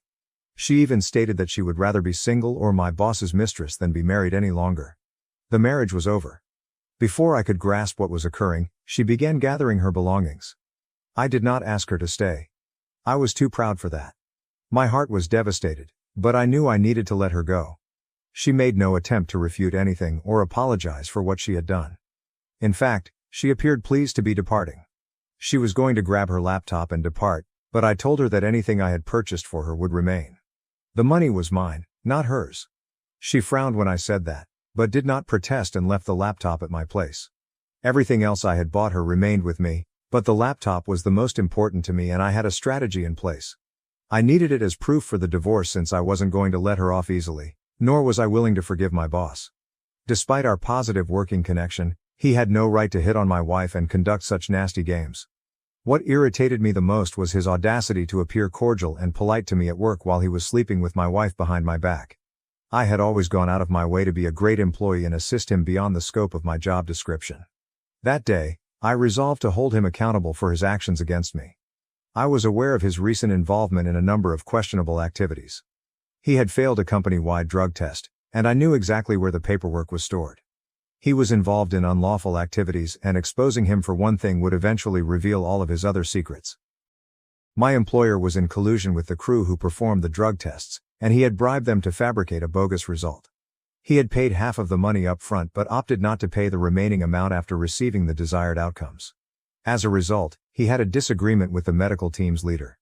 The head had even emailed the actual test results to my boss as a threat, ordering him to pay the outstanding balance or he would expose him. My employer had received the actual test results just a few days before I learned about Zoe's affair, and we had been discussing them in his office. I remembered exactly where he'd put those papers. When I discovered Zoe and my employer, I decided to expose him. The next morning, I got up early and went to the office. My supervisor frequently required me to run errands and arrive early, so I kept a spare set of keys for everything. I even had the keys to his office, so getting in was no problem. Once inside, I took the actual test results from his desk drawers and proceeded directly to the police station. There I detailed the entire case to the cops and left them to handle it. After that, I concluded that what happened to my boss was no longer my concern. He was detained, of course, because the chemicals discovered in his bloodstream were unlawful. Not only was he jailed, but the whole medical team that performed the tests is currently under investigation.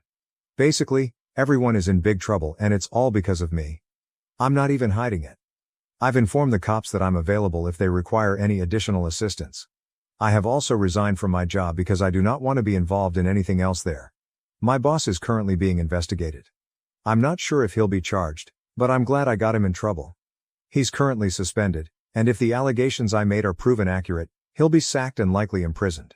The only one who is unhappy about this is Zoe.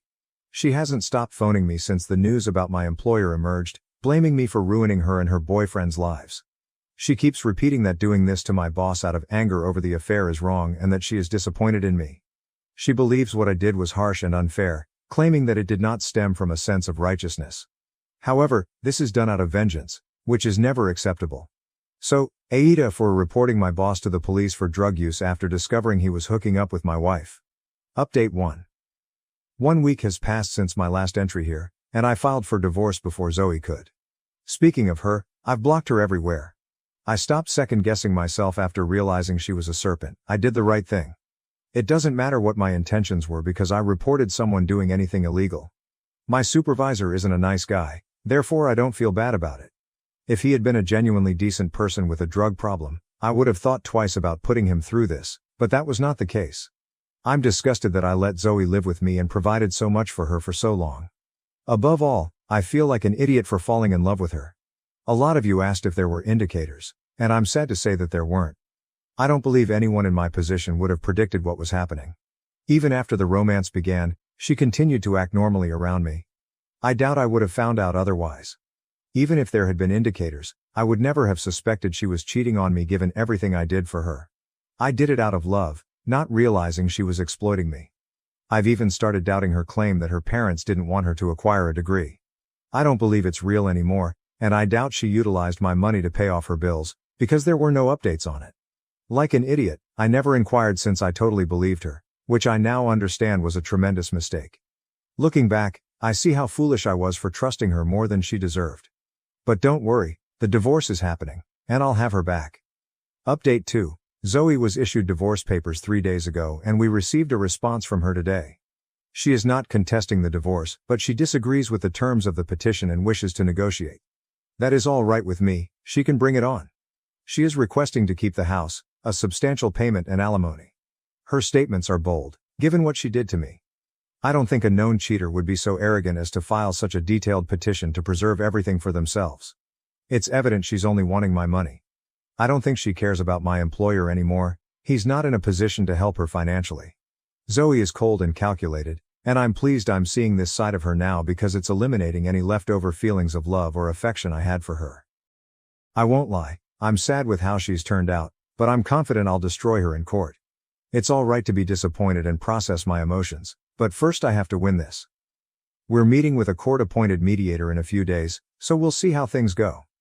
I also finally acquired the confidence to discuss everything with my folks. I'd been hiding it from them because I was ashamed and embarrassed about what was going on, but I recognized it was a big deal and I wanted to talk to them. I'm glad I did because they were encouraging and promised to assist me financially and emotionally. I believe I will require their financial assistance for some time, as I have recently quit my job and am looking for another. With all of my expenses, rent and now the lawyer's costs, everything is going to be quite expensive and I will have to dive into my savings. I'm not sure when I'll find a new job because I'm still involved in the drug controversy with my employer, who is currently on trial.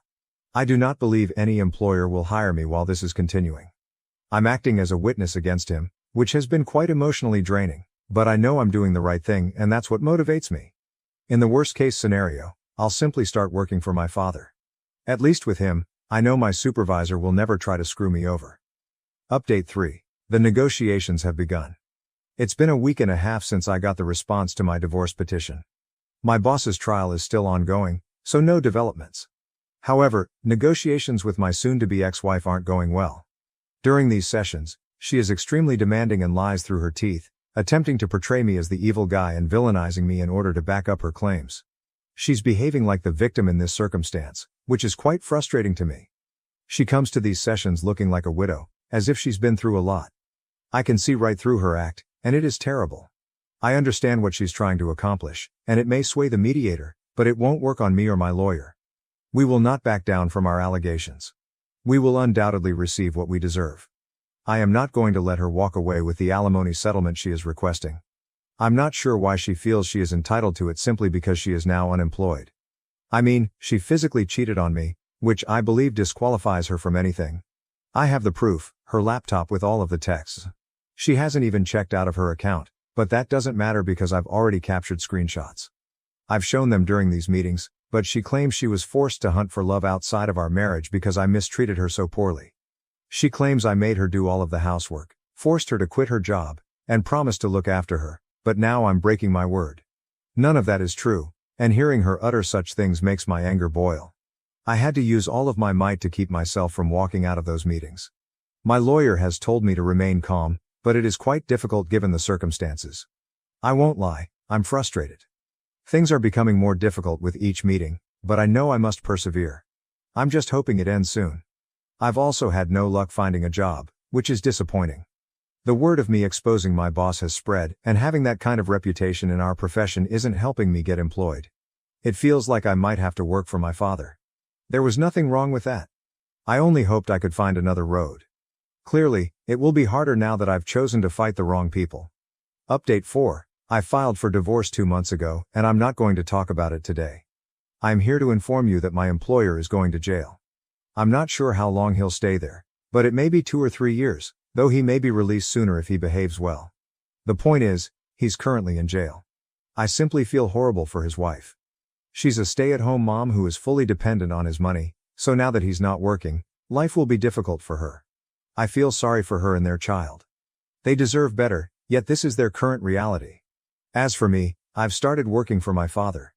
My father was quite pleasant about it and did not make me feel strange or uneasy at all. The divorce proceedings are still underway and we have yet to reach a settlement, so negotiations will continue. I'm trying not to let Zoe get under my skin anymore, and it's a lot easier now that I don't have any strong feelings for her. Update 5. Hello, it's been nearly 6 months since my previous update. I got so busy working for my father that I forgot to update you. Anyway, a few months ago my divorce was finalized. Zoe had to accept my requirements because they were the best option for her. The mediator made it plain that if we didn't reach a deal, this would go to court, and things would be much more difficult for her then. He told both of us, but I knew he was referring to Zoe. She could have lied during our discussions, but she wouldn't get away with it in family court. There would be terrible consequences, so she had no alternative but to concede. We're now divorced and have no touch with one another. To be completely honest, I prefer it this way. I am going to therapy and trying to work on myself. It will be a long path, but I am confident that I will get there someday. I have fantastic friends and very supportive parents, and I'm going to keep them close while I go through this. Brother wants to bring his manipulative best friend to my wedding instead of his girlfriend, followed by a shocking accident. My brother, 29, has been with Leah for around 2 years. We all like her. She is quite nice. I'm getting married next April and have sent an invitation to my brother's apartment. We opted to extend invitations to homes rather than individuals. For example, our aunt received an invitation for her family, not for each individual. Last Thursday, we met at my parents' home. Due to tax considerations, there was only the core family, LOL. While there, I asked my brother about Leah's dietary limitations. I know she is a vegetarian for health reasons and cannot consume some fresh vegetables. He stated she wasn't coming and that he'd be taking his girl best friend Amanda instead. Their relationship is now weird AF. Amanda, in my perspective, has always manipulated my brother. He continually denies having affections for her, but let us be honest here. Amanda would date other guys, blow off my brother, and then fall back in love with him when things were going bad with her prior relationships. Her previous boyfriend ended their relationship about the time my brother, his then girlfriend Amanda, and her ex were going to fly to Spain. What did my idiotic brother do? He went with Amanda alone because she was uncomfortable with his ex-girlfriend. Clearly he was caught off guard when his partner ended their relationship. I didn't say anything else because it was all so strange. So when he said that, I asked whether Leah had any other commitments, but my brother said Amanda had requested if she could come because it would be a chance to finally see the old gang. We were in the same friend group in high school. I told him I would have invited Amanda if I wanted her to go. Amanda is harsh and cold. She consistently makes derogatory remarks about other girls at every gathering. Around an hour in, she will create a commotion, either rushing away crying or sitting angry at a table, telling everyone to leave her alone before making a cryptic comment about something hurting her. I informed my brother that I was revoking his +1 and that Amanda would not be attending our wedding. He accused me of misogyny and bigotry because I don't understand opposite-sex friendships, which is ridiculous. My spouse refers to a female childhood friend as his best woman. I adore her too, she has been fantastic. She respects and always involves me.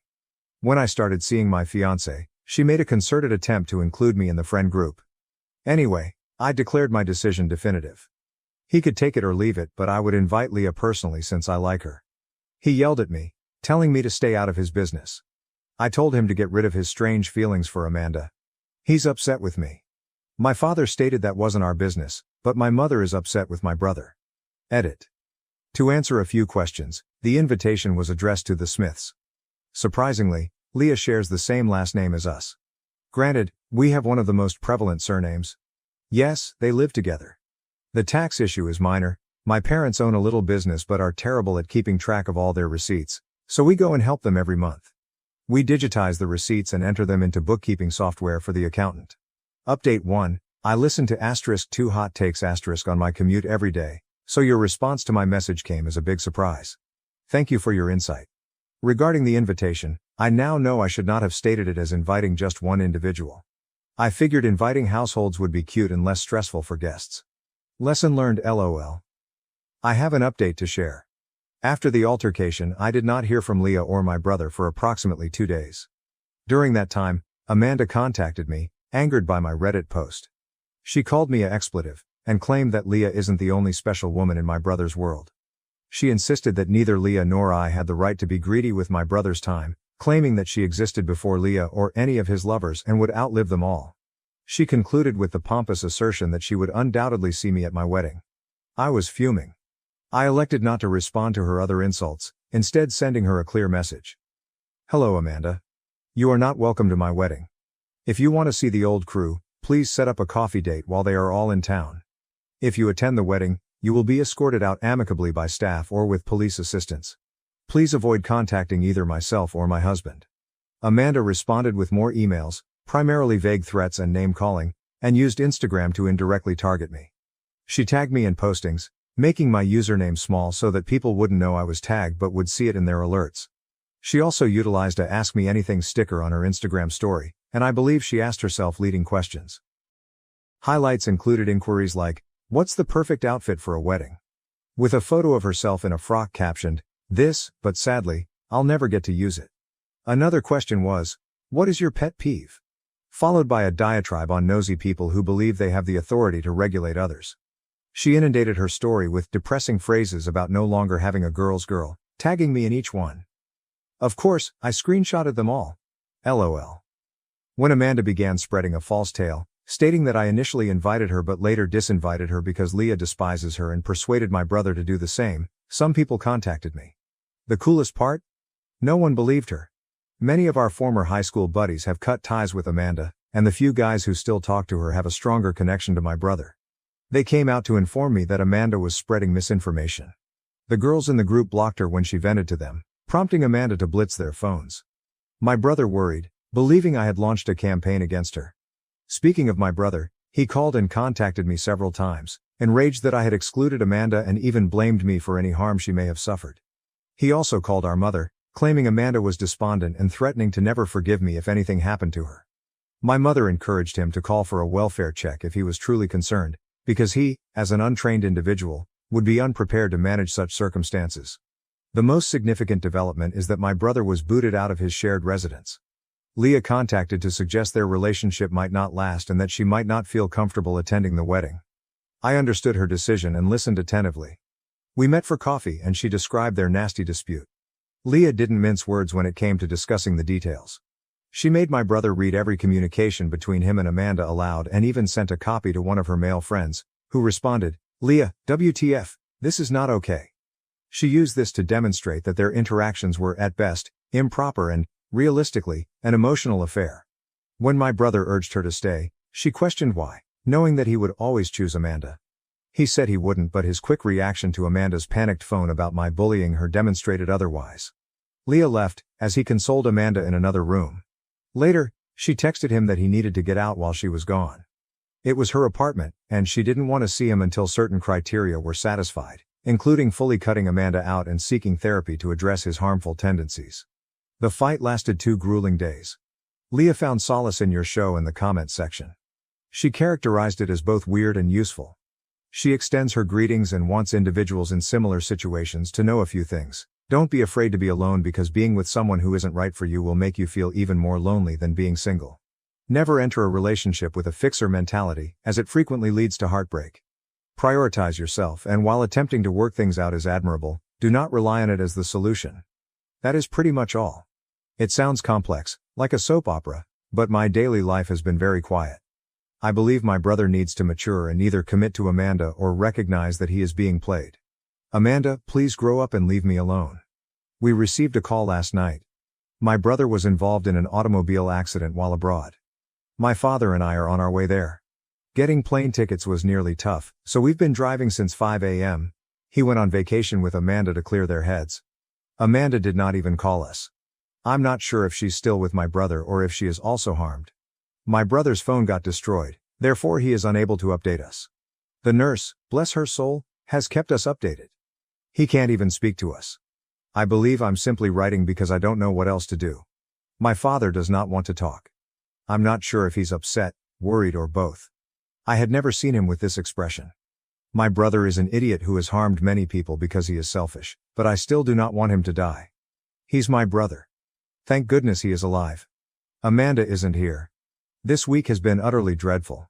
My brother is alive, but he is not doing well. We're quite concerned about the insurance situation. He and Amanda traveled to a place outside of the European Union, and he of course, did not obtain travel insurance. We must now pay in advance and hope that his insurance would reimburse us, but we all know how that works. If they owe you money, you may not receive it for 8 to 18 business months. My mom and Leah are also trying to figure it out.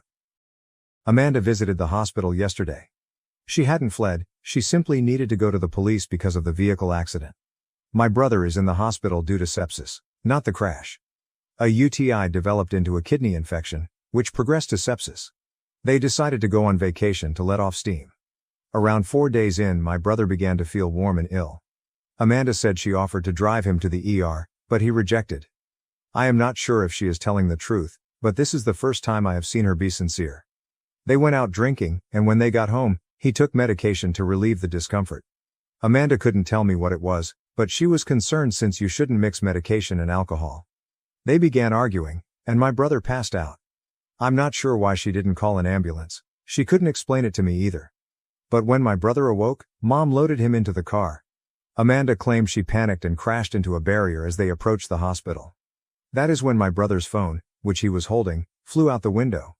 Amanda opted to rush into the clinic to get someone and stayed with the car until the cops arrived.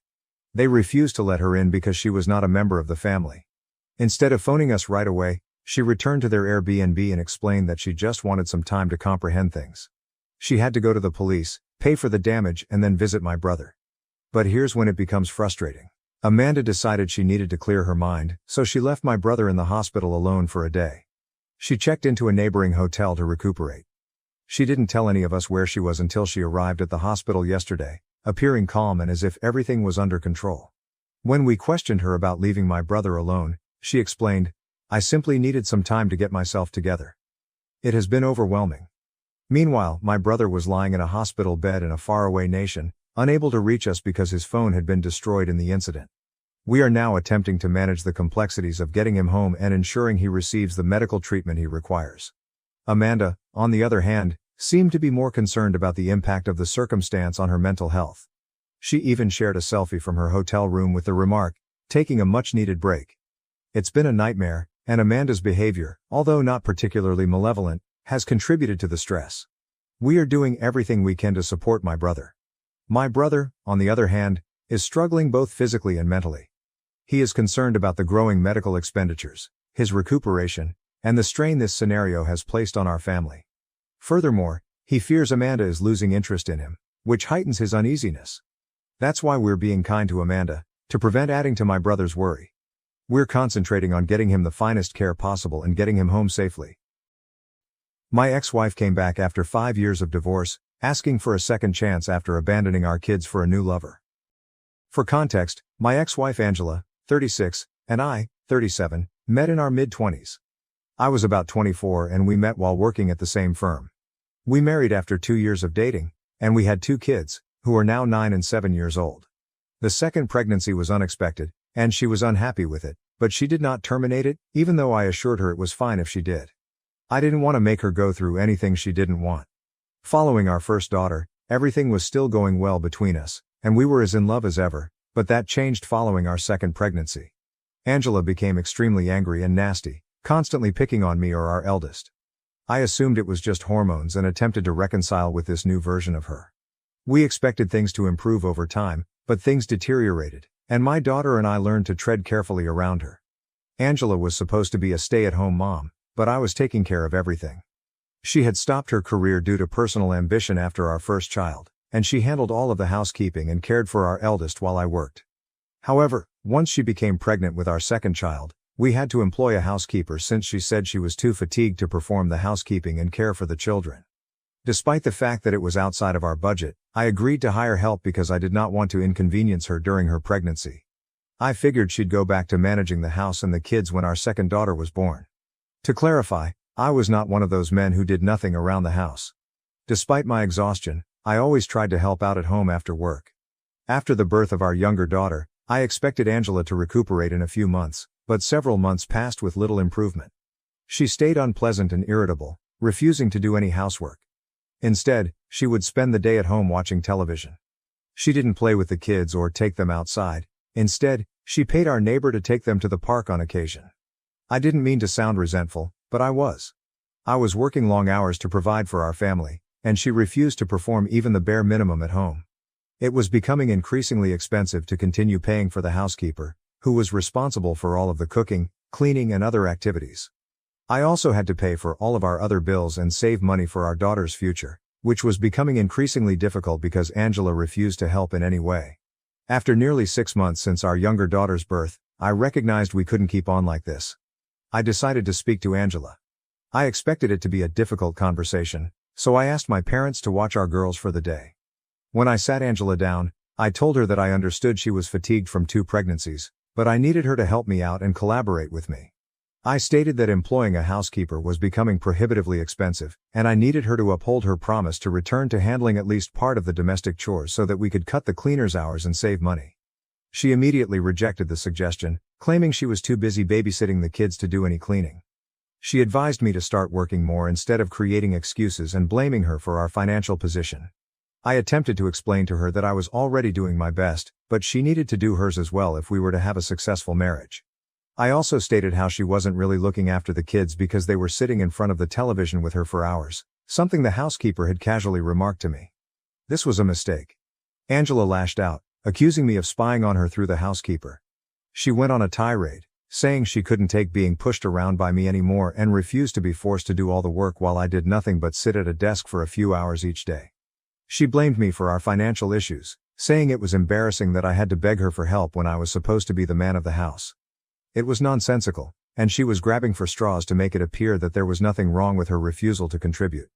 We got into a huge quarrel, in which she labeled me a loser for not being able to hire a maid, and I replied by calling her a lazy cow. I mentioned that our eldest daughter was terrified of mom and that she was failing as a mother and wife. That remark really hit her, and she pushed me hard. I lost my equilibrium and fell on the coffee table, shattering the glass and injuring myself. I had to be brought to the emergency room, and Angela apologized and cried the entire time. Fortunately, my injuries were slight, but I could have been gravely injured. After that, I no longer trusted Angela and informed her she needed to move out. I didn't trust her around the kids, knowing she'd lose her temper with them as well. I requested my parents to look after our girls for a time, and Angela protested for a week, swearing she would never let anything like that happen again. But I simply couldn't trust her anymore. I was about to file for divorce, but Angela begged me for another opportunity. By the end of the week, we had decided that she would move in with her parents and begin therapy. Only once a medical professional determined that she was fit would I contemplate allowing her to return to live with us. It was obvious that something was wrong with her because happy individuals do not behave in that manner, but she was eager to work on improving, so I agreed to give her a chance. I also didn't want my girls to grow up without their mother, so I decided not to file for divorce straight away and to give our marriage another chance. We were also receiving marriage counseling while living separately. However, it was all for naught because she eventually cheated on me. My parents had moved in with me to help with my girls, while Angela remained with her folks. We attended weekly marriage counseling sessions and things appeared to be improving for a while. I also communicated with her therapist, who informed me that she was suffering from postpartum depression but was recovering. One of her symptoms was rage, which she had never felt before, but it spiraled out of control after she shoved me. That was a wake-up call to both of us. This continued on for over a year, and at the 6-month point, I let her visit our girls under my supervision.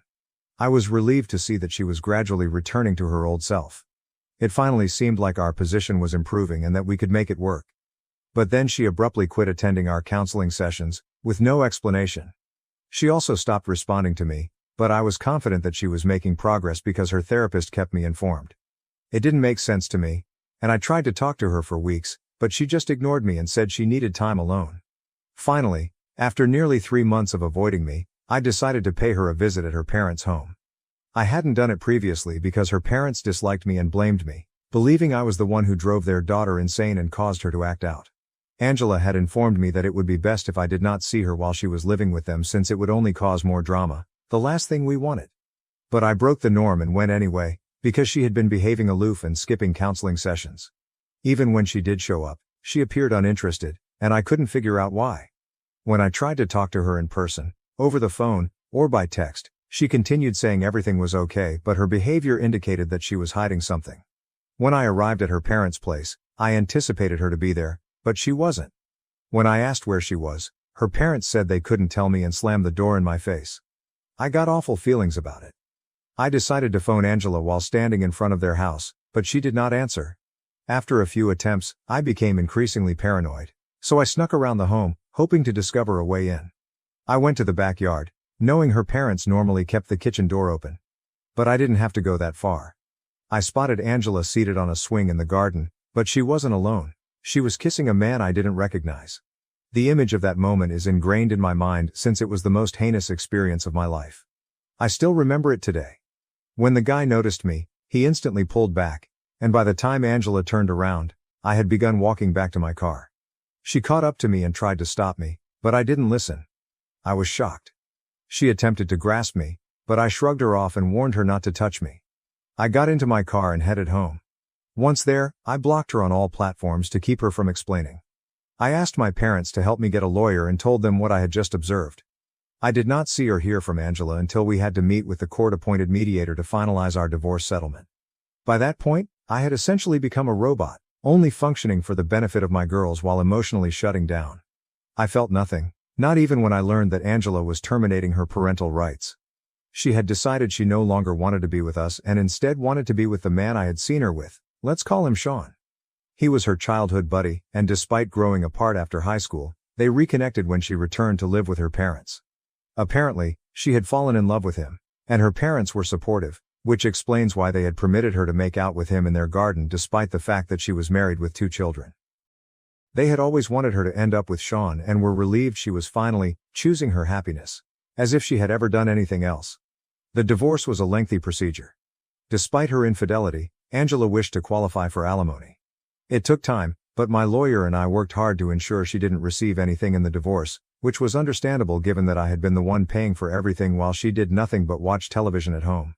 It has been 5 years since the divorce was finalized, and we were successful in ensuring she walked away with nothing. The divorce months were the most difficult for me, but I knew I couldn't give up because I needed to care for my girls. They had nobody but me. My parents were extremely supportive, and I will never be able to express how grateful I am to them for being there while I balanced work and parenting. Now, 5 years later, I'm grateful for my divorce. Back then, it seemed like the worst thing that could happen to me, but I wouldn't be where I am today if I hadn't made that decision. Life has been good to me since then, and I'm in a much better place in every manner. We've moved into a larger house, I'm paid more, and I don't have to spend money on anyone other than myself and my girls. My parents live nearby and visit frequently, and I have friends that adore me. My daughters are as joyful as they can be. That's all a guy needs, and I'm grateful to the universe that everything is going well now. Or at least, it was until Angela reappeared a few days ago. The kids were in school, and I was about to leave for work when the doorbell rang. I opened the door and saw her standing outside with a boy beside her. He couldn't have been more than 3 or 4 years old, and I knew immediately he was Angela's son. I was still trying to process her unexpected entrance when she began crying. She explained that she came there to apologize and make things right. She informed me she was finally ready to be a family again and give our marriage a second try. I couldn't believe she was back after all these years, and she wanted to give our marriage another shot, as if it were her choosing. I made up my mind in less than a second. I closed the door and turned her away. I didn't want to become involved in whatever it was, but first I told her that this was no longer her family. I'd quit being her husband the day she cheated on me with Sean. The divorce was simply a legal duty, and she had freely relinquished custody of her girls, so she no longer had the right to refer to us as her family. After that, I closed the door and instructed her to go since I did not want her anywhere near my property. I was so upset that I wanted to cuss her out, but I resisted because of the small guy. I could hear her screaming outside my door for a few minutes but ignored it. I departed for work once I was confident that everything was in order. I tried not to think about it because doing so would weaken my determination, which I couldn't afford.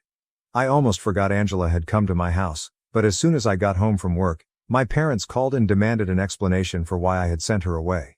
They informed me that Angela had contacted them after I had shut the door on her. And she was upset. My parents stated that they had given her my new address and instructed her to come visit me because she was in the process of divorcing Sean and now had an opportunity to make things right with me. They stated Angela contacted them around a month ago, and the reunion had been planned for quite some time. My parents believed it was time for me to think about my children because my daughters needed a mother, and no one was more qualified than Angela. So they thought she deserved another shot and instructed her where to locate me and what to say. I was enraged with them. It was not their place to forgive her or give her another chance without first asking if I was comfortable with it. It could have been much worse if the kids had been home. It was reckless of them to do anything like this. I told them off, but they refused to recognize their error. They reminded me that they had assisted me during my divorce by caring for the children, something they still do on occasion. They argued that while it was ultimately my decision, they had an equal right to determine what was best for the children, which I could not take away. I thought it was crazy that they believed that. At the end of the day, my daughters were mine and not theirs. While I respected them and will always be grateful for what they did during my divorce, it was not their place to reintroduce Angela into my life. We had a fight, and they informed me that I was the one who was acting selfishly by not giving Angela a second chance. They argued that they had done their due research and that she was a different woman who deserved to be a part of my girl's life.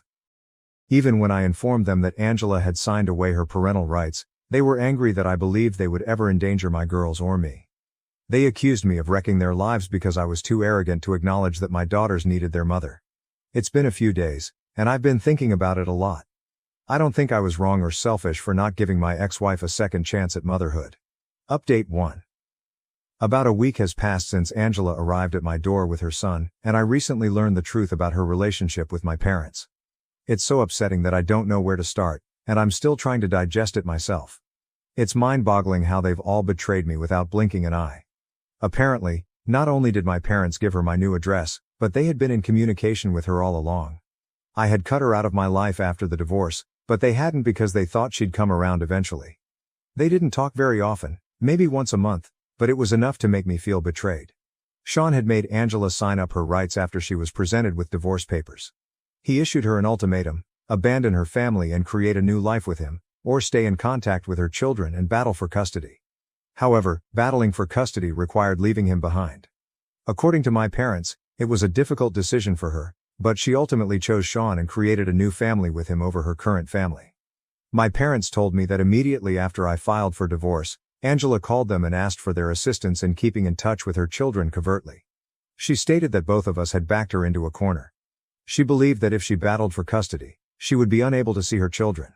I was fighting for full custody with supervised visiting rights, but Sean had told her to abandon her children completely. Even if she went up against him and battled for custody, her chances of success were small given the circumstances of our divorce and her temper issues. Fighting felt like a waste of time and resources, as she risked losing Sean and custody of our girls if she went forward with it. That's when my folks stepped in. Angela visited with them privately and asked them to let her keep in touch with our daughters. She was aware that if she signed away her rights, she would forfeit any visitation rights. However, my parents would retain those rights, which they intended to exploit. They deceived me for years by meeting Angela with our daughters behind my back. They justified it by claiming that Angela's plight struck a chord with them and that they couldn't keep a mother away from her children. However, stabbing their own son in the back had no ill effects on their conscience. Whenever I left the kids at their house, my parents would invite Angela to spend time with them. My children never told me they were seeing their mother because my parents bribed them with presents and chocolates to remain silent. When I asked how they spent their time at their grandparents' place, my girls told me they played games with their grandparents and a friend. I'd always imagined they meant my parents' true friends. Apparently, my parents had told my daughters to refer to their mother as a friend, in case I questioned. I couldn't believe my girls had lied to me, but I forgive them because they are only children and have been influenced. When I found out the truth from my parents, I confronted my daughters, asking if they had met their mother behind my back. They started crying and said they couldn't tell me because God would punish them if they did. Angela and my parents must have instilled this terror in their minds, which explains their secrecy. I also felt like a terrible father for never asking my parents' friends who they were spending time with. It may have been someone considerably more deadly than Angela, and I might never have known. But now I am putting an end to it. I've already filed for a restraining order against each of them. I have written proof, since my parents explained everything to me via email a few days after our dispute. They expected the email to help me comprehend Angela's desire to remain a mother, but it only confirmed that everyone involved had been lying to me. It's also hilarious that Angela signed away her parental rights and had to see our children in secret, as if it were a crime, simply because Sean did not want her to have any contact with her previous family. He was supposed to be her one true love, but now they're getting divorced. They even have a son together, but Sean, according to my parents, no longer wants to be associated with either of them. He has a job offer and will be going away in a few months, but Angela does not want to leave because their son has begun kindergarten locally. That's why they've been battling for so long, and it all came to a climax 3 months ago when Sean informed her he'd had enough and was taking the job. This was supposed to make me feel terrible for Angela, but instead I believe justice has been done. I spoke with my lawyer, and the restraining order has been filed. My girls and I had a serious chat about everything, and I informed them that they would not be seeing their grandparents or mother for the time being. They appear to be fine with it, but we are going to therapy to work through it since I know it has been difficult for them and will likely continue to be, but it is over now. Update 2. Hello folks. Thank you very much for your care and support here. I am grateful that so many people have sent nice comments and blessings to my daughters. My parents and Angela have been served with restraining orders and are scheduled to appear in court in a few days. I'm not sure how they feel about any of this because I've blocked them on every conceivable platform. I've also instructed my pals not to contact them if they attempt to do so. I've also enhanced security around my property and have been working from home for a few days. I contacted my girls' school administration and notified them of the problem. Initially, I did not want to send them to school for a few days, but I did not want their education to suffer as a result of Angela and my parents. Teachers have been ordered to keep an eye on them and not allow anyone other than me to pick them up after school. I'm doing everything I can to keep them from getting to us, because I know they'll try. So far, so good, and I'm hopeful that once we receive the restraining order, they will continue to stay away. Update 3. Hello, this will be a brief update, but we received the restraining order for the next 5 years. All 3 of them must keep their distance from me and my daughters unless they want to suffer severe consequences. I'm still enforcing all of the security measures I put in place since the last time I saw them. They appeared angry, and I don't want to jeopardize anything. My girls and I are attending regular family counseling sessions and I believe we will make significant improvement in the coming months. We have already made significant progress. Honestly, all I want is for my girls to be happy. Please keep sending us your best wishes. We need them. Karen demands that her husband eat all the extra food she cooks after his weight loss. I, 37, male, and my wife, 35, are currently cooling down from an altercation in which I told her unequivocally that she needed to make less food in the future or I would continue to not eat it. The backstory is really basic and it does not jeopardize our marriage or cause any severe problems. As a basketball player, I'm getting older, and my knees are giving out. At the end of lockdown, I weighed roughly 196 pounds and stood 5'9". I realized I needed to make a change and get back down to my pre-lockdown weight of around 163 pounds. Now, I'm down to 70 kilograms, and I'm pleased with my development. I intend to make this my new normal as I grow older. However, my wife isn't overjoyed. I've lost all of my weight, and there are no love handles for her to play with anymore. Most upsetting for her is that I don't eat as much as I used to. We rotate cooking tasks every day, and when it's my turn, I usually make just enough. But when she prepares, there's usually enough food to fill another dish. My wife is too small to eat it, and I'm now a guy who doesn't either. I always recommend that we save it for dinner the next day.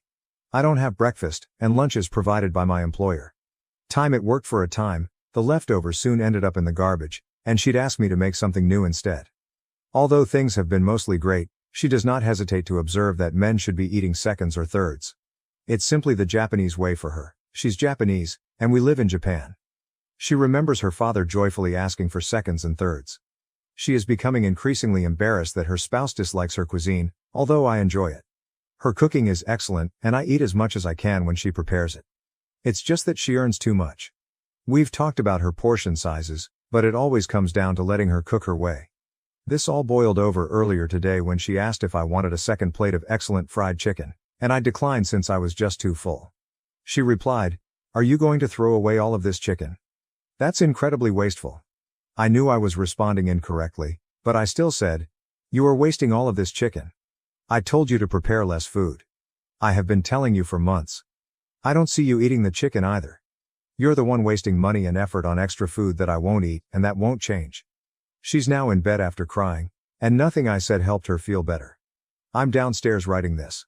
I know my attitude was incorrect at the time, but have I been a jerk throughout this weight loss journey, or at least when it comes to my wife's cooking? Should I have just swallowed it up and eaten her entire meal? Comment 1, not a jerk. You've already said a lot about it. She should have to eat whatever leftovers she makes. Hopefully, this is not the case, but she could be unintentionally undermining your weight reduction. Comment 2, not a jerk. It is an Asian phenomenon. Food means love. I'm Chinese, and my mother regularly overcooks and then comments on all of our weights. It took almost 20 years and all of the kids moved out for her to finally cook less, or at least enough so that everyone was finished and there were no leftovers when we visited her. Simply tell your wife that you do not perceive food in the same manner. Food provides sustenance, and overeating is a dangerous habit. Excess weight at your age causes health concerns, and if she cares about you, she would not want that. Just keep repeating it while telling her that you still love her, even if you want to eat less of what she prepares. My parents threatened to skip my wedding if I didn't invite my sister, who slept with my boyfriend. What happened next shocked everyone. I, 28F, never expected to be in this predicament, yet here I am. My sister Lizzie, 26F, and I used to be quite close growing up. We shared a room in our little suburban home, whispering secrets late into the night and daydreaming about our future. Lizzie was always the more outgoing one, with a talent for art and music, whereas I was the studious kind, constantly buried in a book. Despite our disputes, we remained linked.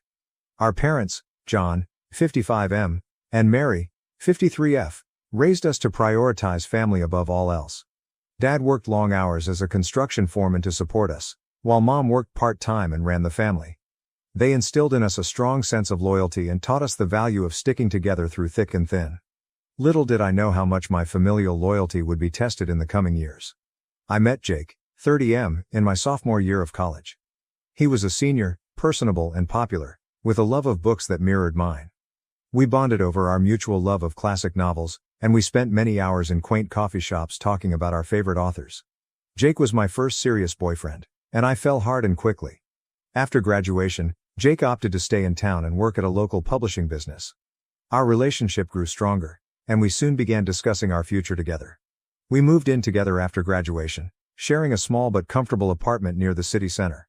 Jake was always supportive of my marketing career goals and encouraged me to aim high.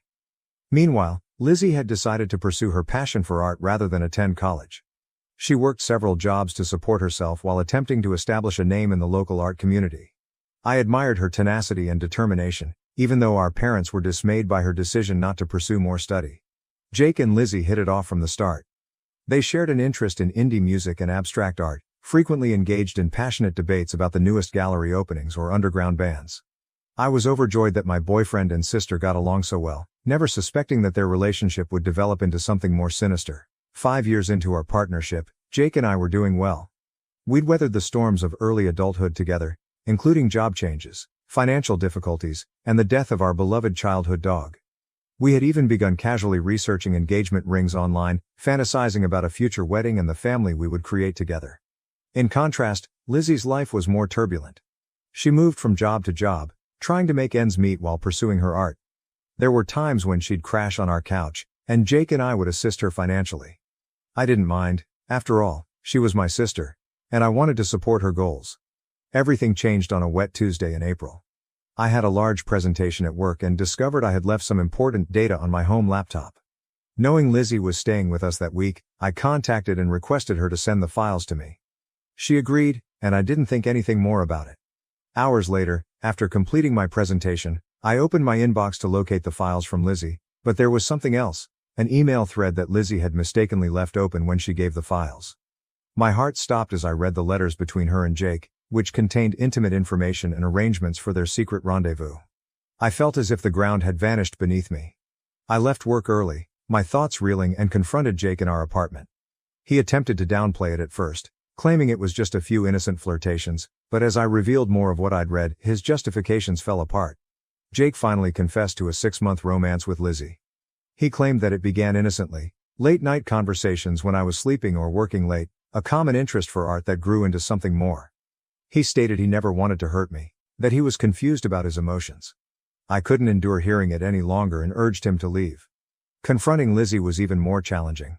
I approached her modest studio apartment, my hands trembling as I knocked on the door. When she opened it, her expression sank. She knew I had found out. Unlike Jake, Lizzie did not attempt to offer explanations. She looked me in the eyes and told me she'd fallen in love with Jake, that they hadn't planned it but couldn't resist their feelings. The following several months were a haze of agony and hatred. I moved out of the apartment I shared with Jake and stayed on a friend's couch until I could locate my own place. I put myself into work, picking up extra assignments to keep my mind occupied. I cut off all contact with Jake and Lizzie, blocking their phone numbers and social media profiles. My parents were devastated by the news. They attempted to mediate at first, encouraging me to hear Lizzie out and contemplate forgiveness, but I couldn't handle the thought of being in the same room with her. The treachery was too new, too deep. They eventually stopped pushing, but I could see the sadness in their eyes every time the subject came up. After nearly a year of treatment and self-reflection, I felt ready to date again. I first met Alex, 32M, at a charity fundraiser at the local animal shelter. He was tall, with nice eyes and a kind grin that put me at ease right away. We bonded over our mutual love of dogs and our volunteer experiences at the shelter. Alex was kind and compassionate as I discussed my past. He never pushed me to go faster than I felt comfortable with, always respecting my limits. Slowly but gradually, I found myself falling in love again, this time with a man who genuinely liked and admired me. 2 years into our relationship, Alex proposed on a morning trek to our favorite viewing point. It was simple, private, and beautiful. As we started planning our wedding, I felt a mixture of excitement and dread. The thought of walking down the aisle again triggered memories I'd rather forget. Everything was going fine until my dad mentioned inviting Lizzie to the wedding. They contended that she is still family and should be present on my special day. The very suggestion made my stomach turn. How could I celebrate the most joyful day of my life with someone who had given me so much pain?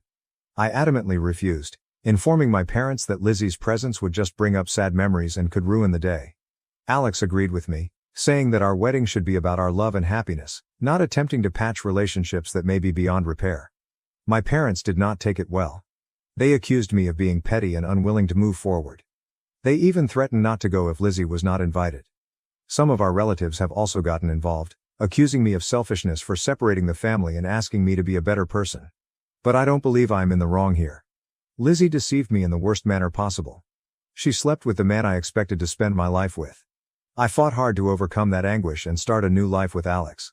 I don't want anything to compromise my newfound contentment and calm. Reddit, am I wrong to not invite my sister to my wedding? Am I being petty, or do I have the right to remove someone who has badly injured me from one of the most important events in my life? Update 1. I'd like to thank everyone who left helpful comments and advice on my first article. The response was amazing, and it gave me the confidence to have a difficult but essential conversation with my parents. I invited them over to supper last week, determined to clear the air and establish some boundaries. The evening started out tense.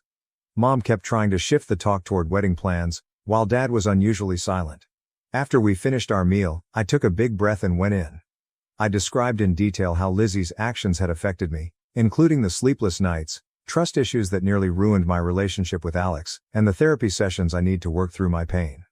I told them about the panic attacks I used to get anytime I saw a couple that reminded me of Jake and Lizzie, how I'd lost weight because food tasted bad, and how I'd poured myself into work to avoid dealing with my feelings. To my amazement, Mom burst into tears midway through my explanation. Between sobbing, she acknowledged that they had pushed for Lizzie's inclusion out of remorse. It turned out that Lizzie's life had spiraled drastically after the incident. My parents told me that Lizzie had lost her job at the gallery where she had been working. Her drinking, which had previously been sociable, had progressed to the point that she was rarely sober. She'd been in a run of short-lived, destructive relationships, one of which left her in the hospital with a broken arm. Mom and Dad felt responsible for not seeing Lizzie's problem sooner. They scolded themselves for applauding her free spirit without acknowledging that she may have required more guidance and assistance. In their thoughts, inviting Lizzie to the wedding was a means to reintegrate her into the group and possibly help her get her life back on track. While I sympathized with Lizzie's hardships, I made it clear that this did not excuse her behavior or erase the anguish she caused me. I reminded them of all the instances they had assisted Lizzie financially and emotionally over the years, emphasizing how supportive they had always been as parents. I emphasized that I was not responsible for Lizzie's well-being, and I shouldn't have to give up my peace of mind for her. Dad, who had kept silent for the majority of the conversation, suddenly piped out. He told me a story from his own background that I had never heard before. Apparently, his older brother had done something similar, compromising Dad's trust significantly when they were younger. They had never really reconciled, and I could see sadness in Dad's eyes as he recounted decades of stressful family reunions and squandered possibilities. He stated that he did not want the same for Lizzie and me, which is why he has been pushing for reconciliation, but he also admitted that he couldn't compel forgiveness and that healing had to happen on my own terms. Dad apologized for pressuring me and promised that he and Mom would respect my decision regarding the wedding. He also told me that they would attend, with or without Lizzie. My parents agreed to speak with the relatives who had been causing me problems and explain the issue. They vowed to stop any future attempts to guilt-trip me into inviting Lizzie. After this emotional chat, I felt as if a weight had been lifted from my shoulders. Although my feelings remained unresolved, I felt heard and understood by my parents for the first time since the ordeal began. Alex, who had made himself scarce during the dinner to allow us peace, was quite supportive when I told him later that night. He held me while I cried, a mixture of relief and anguish sweeping over me. He advised we take a weekend trip to decompress and refocus on our wedding planning. We had a wonderful weekend at a nearby beach town, simply enjoying each other's company and finalizing some wedding plans. We chose our wedding cake, chocolate with raspberry filling, planned the celebration playlist, and even practiced our first dance on the beach under the starlight. This event has increased my appreciation for Alex. He's been my rock through it all, constantly prioritizing my sentiments and wholeheartedly supporting me. I am more confident than ever that I am marrying the right guy. The wedding is now less than 2 months away, and I'm looking forward to celebrating our love with those who actually care about us. I still feel sad about Lizzie's absence, but I know this is the best decision for my mental health and happiness. Thank you again, Reddit, for assisting me in standing my ground and prioritizing my well-being. Your support has meant more than you realize. Update 2. It has been a crazy few weeks since my last post, and I have some unexpected news to offer. I received Lizzie's letter around 3 weeks ago. The envelope lay on our kitchen counter for days, and I hesitated whether to open it or throw it away. Alex, ever the voice of reason, argued that reading it might bring some closure, even if I choose not to react. Finally, on a peaceful Sunday morning, I mustered the confidence to open the letter. It was many pages lengthy and contained Lizzie's trademark loopy handwriting. As I read, I could practically hear her voice in my thoughts, recalling late-night chats and secrets from our youth. Lizzie began by acknowledging the grief she had caused me, accepting full responsibility for her actions without making excuses. She wrote of the downward spiral her life had taken after Jake left her, and how she turned to drink to alleviate her remorse and shame. She admitted to suffering from depression, which had begun long before the episode with Jake but had increased dramatically thereafter. Her admission that she was going to rehab stunned me the most. She had apparently been in a treatment facility for the previous 6 months, focusing on her sobriety and mental wellness. She wrote of the grueling treatment sessions, group gatherings, and the difficult task of confronting her demons. Lizzie mentioned that part of her healing journey was making amends to individuals she had harmed.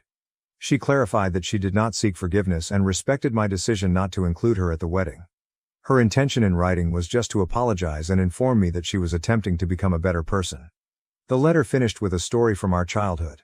I stood up for her against some bullies at school. Lizzie stated that she had always admired my tenacity and honesty, and that betraying me was her biggest regret in life. I'd want to say that after reading the letter, I felt a rush of forgiveness, but the truth is that I was left conflicted. A part of me remained furious and sad, while another sensed a glimmer of the sisterly affection we had shared. I decided to take some time to examine my emotions before making any decisions.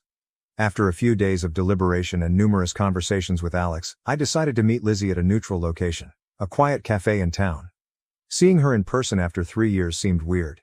She looked different, thinner, with black circles under her eyes, but she exuded a peace that had not been there before.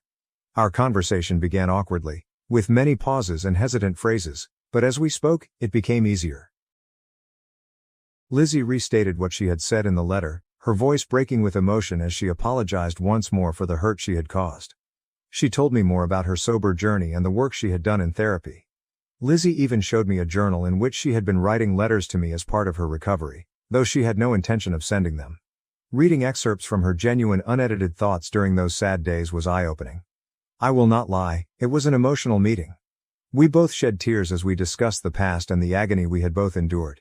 Lizzie revealed that she and Jake had split up just months after I discovered them, their relationship collapsing under the weight of guilt and resentment. She hadn't communicated with him since. By the end of our appointment, I felt a sense of closure that I hadn't realized I needed. The wrath that had been burning inside me for years began to subside, and was replaced by a complex mix of sadness, relief, and cautious hope. After much deliberation and debate with Alex, I have decided not to invite Lizzie to the wedding. It's too soon and I want to enjoy my special day without additional worry or mental issues. However, I've agreed to try to re-establish our friendship gradually, beginning with occasional text messages and perhaps coffee meets in the future. Lizzie acknowledged and appreciated my decision. She even sent Alex and me a modest gift, a lovely hand-painted letter wishing us success in our marriage. It reminded me of the cards she used to make for my birthdays when we were younger, which brought back bittersweet memories. I understand that this process of healing and regaining trust will be long and may be challenging. There are still times when the anguish of betrayal resurfaces, reminding me of everything we have lost. But for the first time in 3 years, I am optimistic about having my sister back in my life eventually. The wedding preparations are in full flow. Alex and I are delighted to celebrate our love with our closest friends and family. While Lizzie will not be present, I am more at ease with that decision now. Our special day will be spent looking forward to our future together, rather than lingering on past hurts. Update 3. It's been 6 months since my wedding, and I wanted to provide you with a last report on this chapter of my life. The wedding day was simply wonderful. Alex and I exchanged vows in front of our loved ones in the stunning vineyard setting we had chosen. The weather was perfect, with a moderate breeze and brilliant blue skies that appeared to reflect the joy I felt inside my heart. I walked down the aisle on my father's arm, my gaze fixed on Alex's. All of the drama and pain of the previous years seemed to fade away in that instant. As I stood at the altar with my soon-to-be husband, all I could feel was love and appreciation. The ceremony was modest and personal, with readings picked by our closest friends and vows written by ourselves. There wasn't a dry eye in the house when Alex swore to always be my safe harbor, and I promised to be his constant companion throughout life's experiences. The reception was a happy occasion. The meal was wonderful, the wine was plenty, and the dance floor was full all night. My parents were on their best behavior, honoring Alex and me with no mention of Lizzie. It was great to see them so joyful and supportive. Lizzie followed my requests and did not attempt to contact me on the wedding day. Instead, she delivered a gorgeous bouquet of sunflowers, my favorite flower since childhood, to my hotel room. The accompanying note congratulated us and wished us a life of happiness. It was a lovely gesture that I appreciated even more than I had imagined. Since the wedding, Alex and I have adjusted into married life, which has been fantastic. We recently purchased our first home together, a quaint craftsman-style house with a modest backyard. We've enjoyed making it our own by painting the walls and adding a garden. It feels nice to be starting a life together and making new memories in a space that is genuinely ours. My friendship with Lizzie is gradually improving. We've had a few more coffee meetings and are now texting on a regular basis. Our chats are still somewhat guarded, but there is a developing comfort between us that reminds me of our previous connection. Last month, we even ate dinner with our parents. It was a little awkward at begin, with everyone trying to avoid certain issues, but as the evening proceeded it became more like old times. Lizzie remains committed to her recovery and has been making significant improvements in her life. She's back in school, training to be a counselor for disturbed teenagers. She thinks her own experiences have given her insight into the difficulties that young people encounter, and she wants to help others avoid the mistakes she did. Seeing her progress and commitment to changing her life has aided me in my forgiveness journey. Lizzie recently inquired if she might exhibit some of her work at a local gallery. I hesitated at first, recollections of her previous artistic pursuits triggering conflicting feelings, but I decided to go. With Alex by my side for support. Walking into the gallery, I was taken aback by the transformation in her work. The chaotic dark pieces of her turbulent years were replaced by brilliant, hopeful canvases that appeared to throb with life. One painting in particular caught my eye. 2 interwoven trees with branches reaching for the sky. Lizzie subsequently told me that it reflected her wish for our relationship to flourish together again after our separation. While we are not back to being best friends, and I doubt we ever will be, I am delighted we are working to mend our friendship. It's a lengthy process, with occasional setbacks when past hurts resurface, but it feels right. We're learning to be sisters again in a way that honors our separate paths and who we've become. I would like to thank everyone who helped me through this difficult time. Your guidance and encouragement help me stay strong and make the best decisions for myself. I've learned a lot about setting boundaries, self-care, and the power of forgiveness, not for the benefit of the other person, but for my own peace of mind. Looking back, I recognize that the healing process isn't linear. There are good days and bad days, moments of progress and moments of uncertainty, but I'm pleased of how far I've gone and enthusiastic about what the future holds with Alex. To anyone in a similar situation, remember that it is acceptable to prioritize your personal well-being. Healing takes time, and you don't have to forgive somebody until you're ready to do so. Trust your intuition, surround yourself with helpful people, and do not be hesitant to seek professional help if necessary. As for me, I'm looking forward to the next chapter in my relationship with Alex. We're talking about starting a family soon, and the prospect of becoming parents both excites and scares us. Whatever problems come our way, I am confident that we will confront them together, stronger for having weathered the storm. My sister demanded I be her surrogate, then faked an application. Now she's pregnant, but the shocking truth changed everything. I never expected to share this on Reddit, but life has a way of surprising you. I'm Sarah, 28F, and my life turned upside down around 6 months ago. It all began when my sister, Angelina, 32F, revealed her pregnancy. Angelina and I have always had a difficult connection. We grew up 4 years apart, so we were never in the same stage of life at the same time. Angelina was always the ideal child, all A's, leader of the debate team, and first chair violin in the school orchestra. In contrast, I was a more free-spirited individual. I fared well in school, but I was more interested in computers and programming. Our parents, particularly our mother, always seemed to prefer Angelina. They would attend all of her recitals and debates, but they were sometimes unable to attend my coding competitions. This caused a schism between us that only widened as we grew older. When Angelina met Tom, 34M, in college, it appeared that her ideal life was complete. They married shortly after college, and everyone expected them to begin a family immediately away. But years passed and no baby arrived. Angelina never said much about it, but I could see it bothered her. Meanwhile, I concentrated on my career. I became a software developer, got a terrific job at a tech firm, and purchased my own apartment. I was content with my life, even though it was not the usual route my parents had envisioned for me. So when Angelina announced her pregnancy, I was ecstatic for her. I hoped that this would finally bring us closer as sisters, but then Angelina dropped the bombshell. I was going to be the surrogate mother. Not asked, told. I was shocked. Angelina and I were not close enough for her to believe I would do something like this. We only communicated once a month, and it was generally simply to catch up on the basics. So for her to simply believe I'd carry her baby was mind-boggling. When I tried to tell her I was uncomfortable with the notion, she dismissed it. "Oh, come on, Sarah," she said. "It's not a big deal, you're not using your uterus right now anyway." I couldn't believe what I heard. Not using my uterus? Was she serious?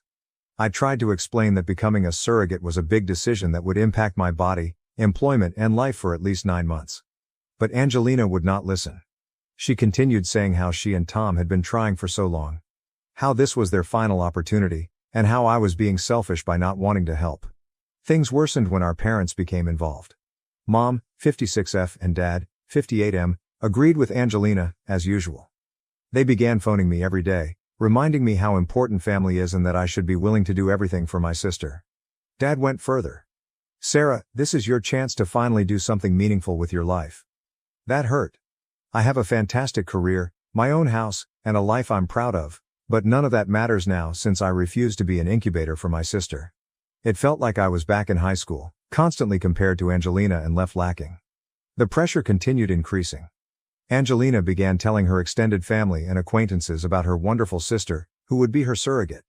She even mentioned it on Facebook before I committed to anything. Suddenly, I began receiving letters from relatives, uncles, and cousins I hadn't spoken to in years, all congratulating me for my selflessness. I attempted to correct the record, but Angelina had already spun her story.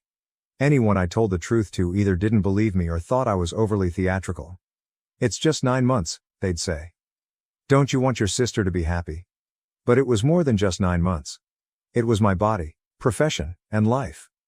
I had recently been promoted to lead developer on a significant project at work. How was I meant to handle it while pregnant? What about the health hazards and possible long-term repercussions on my body? Nobody appeared to care about any of this. The final straw came at a family supper. Angelina had asked everyone around to celebrate her imminent surrogacy. I hadn't agreed to anything, but she pretended it was a done deal. As we sat around the table, she began discussing her nursery ideas and her excitement for me to begin hormone therapy. I could not handle it anymore. I stood up and told them the truth. I stated that I had never consented to be a surrogate, that Angelina had lied to everyone, and that I was tired of being bullied and guilted into doing something I did not want to do. The room became quiet. Then all hell broke loose. Angelina erupted into sobs, claiming that I was spoiling her one opportunity at parenthood. Mom and Dad began yelling at me, calling me selfish and callous. Tom merely sat there, looking uneasy. I left the dinner feeling wild. Was I actually the bad guy here? Was I being selfish by refusing to give up my body and life for 9 months? I didn't think so, but my family appeared to think differently. Since that night, things have been strained. Angelina isn't speaking with me. Mom and Dad keep sending guilt-inducing voicemail messages. Even some of my friends have been strange about it, saying things like, "Well, if it was my sister, I'd do it." I'm standing my ground, but it's tough. I feel like I'm losing my family over this, but I also can't believe they're putting so much pressure on me. It's my body, so I get to choose, right? The whole issue has brought back a lot of childhood memories, the continual comparison to Angelina, the sensation that nothing I do is ever good enough for my parents. I thought I'd moved on from that, but the surrogacy turmoil has brought it all back to the surface. I tried talking to Angelina one-on-one in the hopes that she would comprehend my point of view, but she refused to listen. She repeatedly says, "You've always been selfish, and you've never cared about anyone but yourself." It's as if she is rewriting our entire history to fit this narrative in which I'm the terrible person. Tom has been strangely quiet during this affair. When I tried to talk to him about it, he simply said it was between Angelina and me. But shouldn't he have a say over who bears his child? His lack of involvement has me skeptical, but I can't put my finger on why. I do not know what to do. Part of me wants to yield just to end the drama, but I know that is not the appropriate motivation to become a surrogate. Another part of me wants to cut ties with everyone and start over somewhere else. I've been considering shifting to my company's office in another city just to get away from it all. But is running away truly the solution? And what if Angelina tries to carry out this surrogacy plan with someone else? Should I warn them? I suppose I'm writing this to test whether I'm nuts. Am I wrong for refusing to be my sister's surrogate? How do I deal with this circumstance without losing my family completely? Any help would be greatly appreciated, as I now feel like I'm drowning in family drama with no way out. Update. It has been 3 weeks since my last article, and the issue has become even more convoluted. First and foremost, I'd like to thank everyone who left comments on my first post. Your encouragement and guidance made me feel less insane about the entire thing. I took your advice to heart and chose to stand my ground. I told my family that I would not be a surrogate, no matter how hard they pressed me. For a while, things were too calm. Last week, I received a call from a number I did not know. When I replied, it was a woman claiming to represent a surrogacy agency. She began discussing how they had received my application and were eager to move on with the process. I was confused at first, then frightened when I realized what had happened. Angelina had filed a surrogacy application in my name. She had taken my personal information, forged my signature, and even submitted medical records that she had obtained in some way. I was furious. This wasn't simply crossing a boundary, it was identity theft. I immediately called the agency back and explained the situation. They were understanding, but suggested that I make a police report to protect myself. I was torn. Filing a police report might land Angelina in significant legal danger. At the same moment, she committed an illegal act and violated my privacy severely. I recalled all the instances in our youth when Angelina got away with something because I didn't want to get her in trouble. Like when she shattered Mom's favorite vase and blamed it on me, or when she stole my car in college and got into an accident. After much thinking, I decided to submit the report. It was not an easy decision, but I felt compelled to protect myself. What if Angelina did something like this again? The fallout was swift and severe. Angelina called me, shouting that I was attempting to ruin her life. Mom and Dad were outraged, telling me that I was ripping the family apart. Even Tom, who had generally been silent throughout the episode, left me a furious voicemail. But this is where things become even more difficult. Remember how I mentioned that Angelina and Tom had been trying to have a baby for years? Well, there's a reason behind that. A common buddy contacted me after hearing about the police report. She told me something I didn't know. Tom had a vasectomy years before he met Angelina. This discovery hit me hard, not only because it meant Angelina had been lying about their fertility issues, but also because it reminded me of when Angelina and Tom initially started dating years earlier. I overheard a chat between them at a family cookout. Tom had mentioned that he did not want children, and Angelina concurred, stating she was also unsure about motherhood. I hadn't given it much attention at the time, but it suddenly felt significant. Tom apparently did not desire children. He told Angelina this when they first started dating, and she stated she was fine with it. However, as the years passed, Angelina got enamored with the prospect of having a baby. She began pressing Tom, who eventually agreed to consider adoption or surrogacy to make her happy. This new information led me to doubt everything. Why was Angelina so desperate for a baby when she had previously been content with not having children? And why go to such measures to make me a surrogate when you could simply adopt or locate a willing surrogate through normal channels?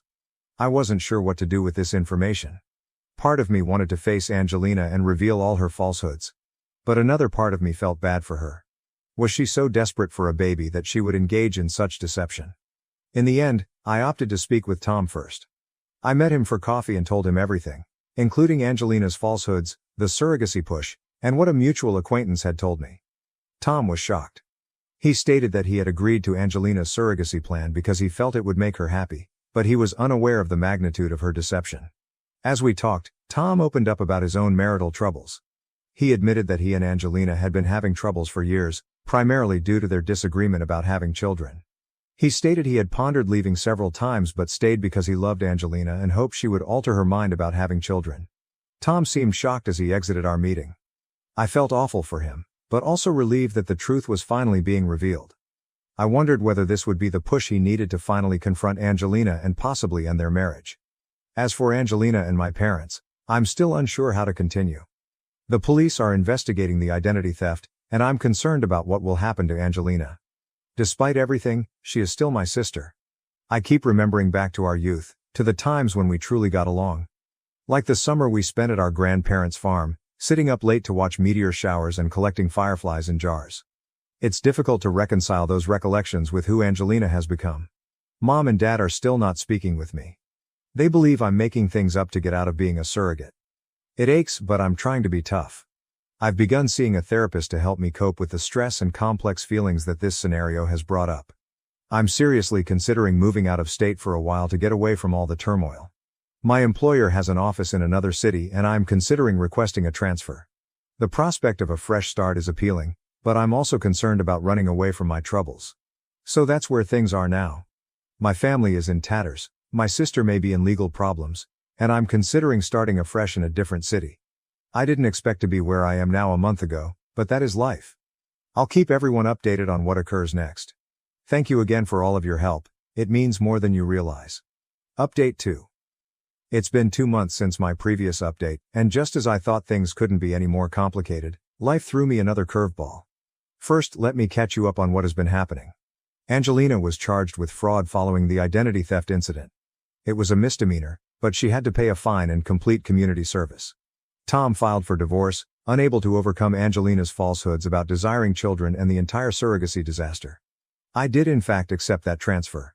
I've been living in a different place for the past month, attempting to rebuild my life away from all of the family pain. It's been challenging but also refreshing. I've found some new acquaintances, put myself into work, and even begun seeing a therapist to deal with the stress of the last several months. But this is when things take a surprising turn. My mom called me last week. My parents had not spoken to me since the police report, so I was startled to hear from her. I almost did not respond, but something told me I should. When I picked up, my mother was in tears. She managed to tell me about Angelina's pregnancy despite her cries. Naturally, I was perplexed. How could Angelina be pregnant if Tom had a vasectomy and they were getting divorced? Well, it turns out that the baby is not Tom's. It isn't even biologically Angelina's. My mother eventually revealed the truth. Angelina had been lying about everything since the beginning. Angelina is not infertile, she never has been. The entire trying for years story was a pure lie. She wanted me to be a surrogate because she didn't want to go through the pregnancy herself. Apparently, Angelina has always been afraid of pregnancy and childbirth. This concern derives from a horrific occurrence she experienced as a teenager that I was unaware of. When Angelina was 16, she witnessed our cousin's difficult pregnancy and near-fatal birth. It had a lasting impression on her, instilling a strong fear of pregnancy, but Angelina too desperately wanted a baby. Or so she thought. When Tom told her he didn't want children, She saw it as an ideal chance. She might play the needy, infertile wife and coerce someone else, me, into carrying a baby for her. But when her plan with me fell through, she panicked. She began seeing this person behind Tom's back. Let us call him Mike. Mike got her pregnant, and Angelina is suddenly confronted with the same situation she was attempting to avoid.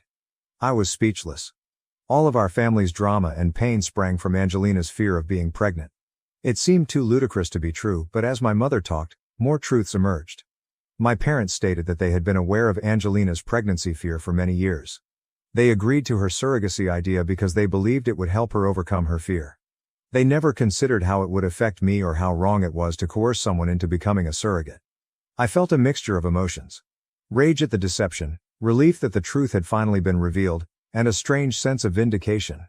After months of being called selfish and callous, it turns out I was correct all along. My mother spent a long time apologizing. She and my father understood how horribly they had messed up and how unfairly they treated me. They asked whether I could forgive them. I informed her that I needed time to comprehend things. The realization that my entire family had been lying to me for months, if not years, was difficult to process. I replied that I'd think about it and get back to her. Angelina appears to be a hot mess. The pregnancy she worked so hard to avoid has become a reality. Tom refuses to take her back, and Mike wants nothing to do with the baby. She is alone, afraid, and finally confronting the repercussions of her choices. A part of me feels sad for her, but another is still outraged at all the agony she has caused. I'm not sure whether I'll ever be able to have a connection with her again, but I'm trying to find faith in my heart that she'll get the care she needs. So that's where things are now. My family's web of falsehoods has finally unraveled, leaving us all to deal with the consequences. I'm still absorbing everything and trying to figure out how to proceed. I'm not sure what the future holds, but I do know this. I'm glad I kept my stand. If there's one thing I've learned from all of this, it's that you should always believe your instincts, even if everyone else tells you otherwise. The entire event has caused me to ponder on our family dynamics. Growing up, Angelina was always the golden child, while I was the black sheep. Now it appears that those roles have been flipped. It's an unusual sensation, and I'm not sure how to manage it. I've talked to my therapist about it all. She's guiding me through my feelings of betrayal and rage. It's a slow process, but I'm starting to see results. Regarding my job, the change has been a blessing. I'm working on an intriguing new project that keeps me occupied and diverted from the family drama. My new coworkers are wonderful, and I'm slowly beginning to feel like I belong here. I am still unsure how to proceed with my family. Part of me wants to forgive them and try to repair our connection. Another part of me is frightened of being harmed again. I keep thinking about how many times I've forgiven them only to see them revert back to their old ways. For now, I'm taking things one day at a time. I've informed my folks I need space, and they're surprisingly understanding. Angelina has tried to contact me several times, but I'm not ready to talk to her yet. I'll keep you updated if anything important happens, but for the time being, I'm focusing on healing and going forward with my life. Thank you for your continued support throughout this insane adventure. Update 3. It's been a half year since my last update, so I thought it was appropriate to share where things are now. A lot has changed. And while not everything is perfect, I believe I'm now in a decent place. First, the major news. Angelina gave birth to a little girl around 2 months ago. Despite her anxieties, the pregnancy and birth went well. According to what I've heard, she is adjusting to motherhood better than anyone expected. It appears that the reality of having a child has shifted her perspective on many issues. I wasn't present at the birth, but my parents kept me updated. They sent me images of the baby, and I must admit, she's lovely. It's weird to believe I have a niece now, especially with everything that has transpired. My relationship with my family is difficult.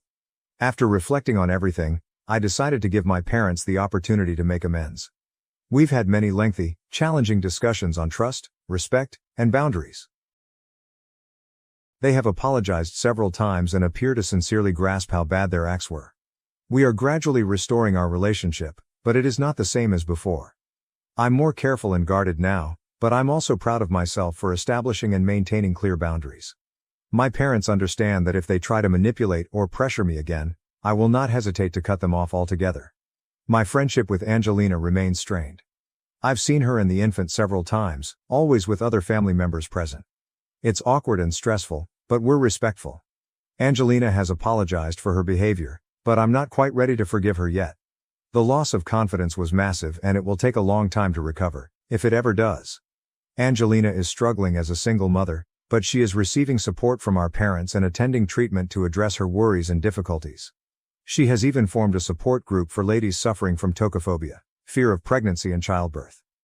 It's encouraging to see her take measures to confront her issues, even if it's too late to reverse the damage she's created.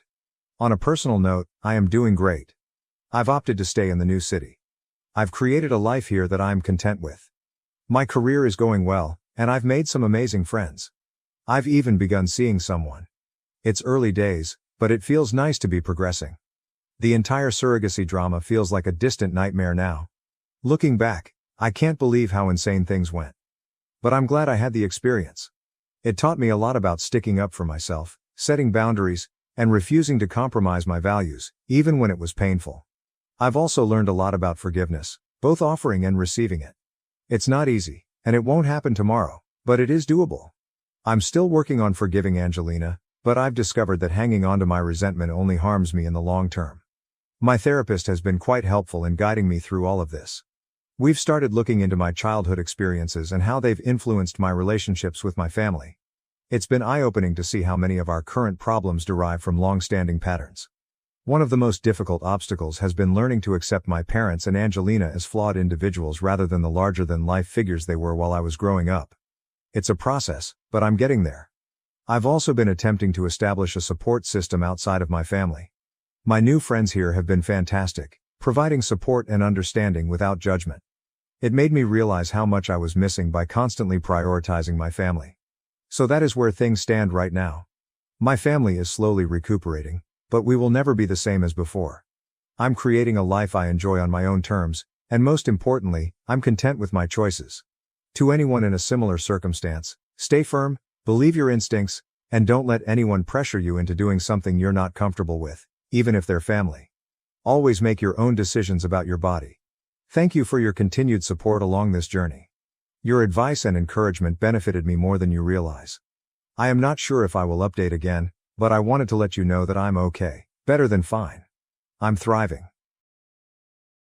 My mother-in-law called me infertile, my wife supported her, so I divorced and married her cousin. Now I'm a father to twins. I never expected to be discussing my life story on Reddit, yet here I am, desperate for guidance from strangers on the internet. I'm a 35-year-old man, and my life has transformed into a soap opera that I never signed up for. Let me start at the beginning. I met my wife Evelyn in our second year of college. We were both studying business and ended up doing the same group project for our marketing class. Evelyn was a whirlwind of enthusiasm and drive. She had her entire life planned out. Graduate with honors, get a position at a top firm, advance up the corporate ladder, and eventually start her own business. I was more of a go-with-the-flow type of person, but her determination encouraged me. We began dating a few months later, and for the first time in my life, I felt like I had a purpose. Evelyn motivated me to be better and seek more for myself. We graduated together and both got decent entry-level jobs at competitive organizations. The first few years were difficult, long hours, tight money, and little time together. But we made it work. 3 years into our relationship, I proposed. I had been saving for months to purchase the right ring. I had planned a romantic evening that included a gourmet dinner, a walk in the park where we shared our first kiss, and then proposing under the stars. But life had different plans. Evelyn contacted me in tears on the day I planned to propose. She'd been passed over for a promotion she'd been pursuing for months. She was heartbroken, questioning her job choices and personal value. I canceled my elaborate plan and instead arrived at her place with her favorite takeout and a bottle of wine. As we sat on her tiny balcony, commiserating about the unfairness of corporate life, I realized there would never be a better time. I pulled out the ring and asked her to marry me right there, in our work clothes and surrounded by empty takeout containers. Evelyn agreed, and everything seemed perfect for a little moment. Then came wedding planning, which marked my first genuine interaction with Karen, Evelyn's mother. I'd met Karen a few times previously, but she was always in groups and on her best behavior. Karen's real colors emerged when she began to prepare her only daughter's wedding. Nothing was ever good enough. The space was too small, the cuisine was too exotic, and the music was too contemporary. She questioned every decision we made, from the color of the tablecloths to the design of my tuxedo. Evelyn attempted to mediate, but it was evident she was straining to stand up to her mother. The breaking point came when Karen insisted on inviting Evelyn's ex-boyfriend, Tom. Apparently, Tom's parents were longtime family friends, and it would be impolite not to include them. I put my foot down, and to my amazement, Evelyn supported me. It was the first time I had seen her truly stand up to her mother, and I was proud of her. The wedding event was stunning, despite Karen's best efforts to micromanage every detail. Evelyn was radiant, and as we exchanged vows, I honestly believed we could face whatever life threw at us. The first few years of our marriage went well. We both advanced in our careers, purchased a small home in the suburbs, and began discussing having children. Evelyn wanted to wait until we were more financially secure, and I understood. We were doing well, but children are expensive, and Evelyn had huge hopes for her career. Around our 5th wedding anniversary, I started to feel ready for fatherhood. My brother had recently had his 2nd child, and seeing him with his children sparked something in me. I brought up the matter with Evelyn, but she was hesitant. She was up for a significant promotion and didn't want to risk it with a pregnancy. I tried to remain patient, but as another year passed, I couldn't stop feeling that our lives were on wait. We had many discussions about the best time to have a kid, but there was always another excuse to postpone: a major project at work, a scheduled vacation, or a potential career change. Finally, 2 years ago, Evelyn agreed it was time. We were equally enthusiastic, visualizing nursery colors and discussing baby names. However, as months passed without a positive pregnancy test, our excitement turned to concern. After a year of trying, we decided to consult a reproductive doctor. The doctor suggested that we both get tested to rule out any problems. I went for my testing soon away, ready to get the results. My findings came back normal, which was a relief, but it also put more pressure on Evelyn. However, Evelyn continued to postpone her appointments. At first, it seemed understandable. She had a huge presentation at work, and then she got the flu. However, as the weeks and months passed, I became increasingly agitated. Every time I mentioned it, Evelyn would become defensive or shift the conversation. That's when Karen became involved. She'd phone Evelyn repeatedly to see if there was any news.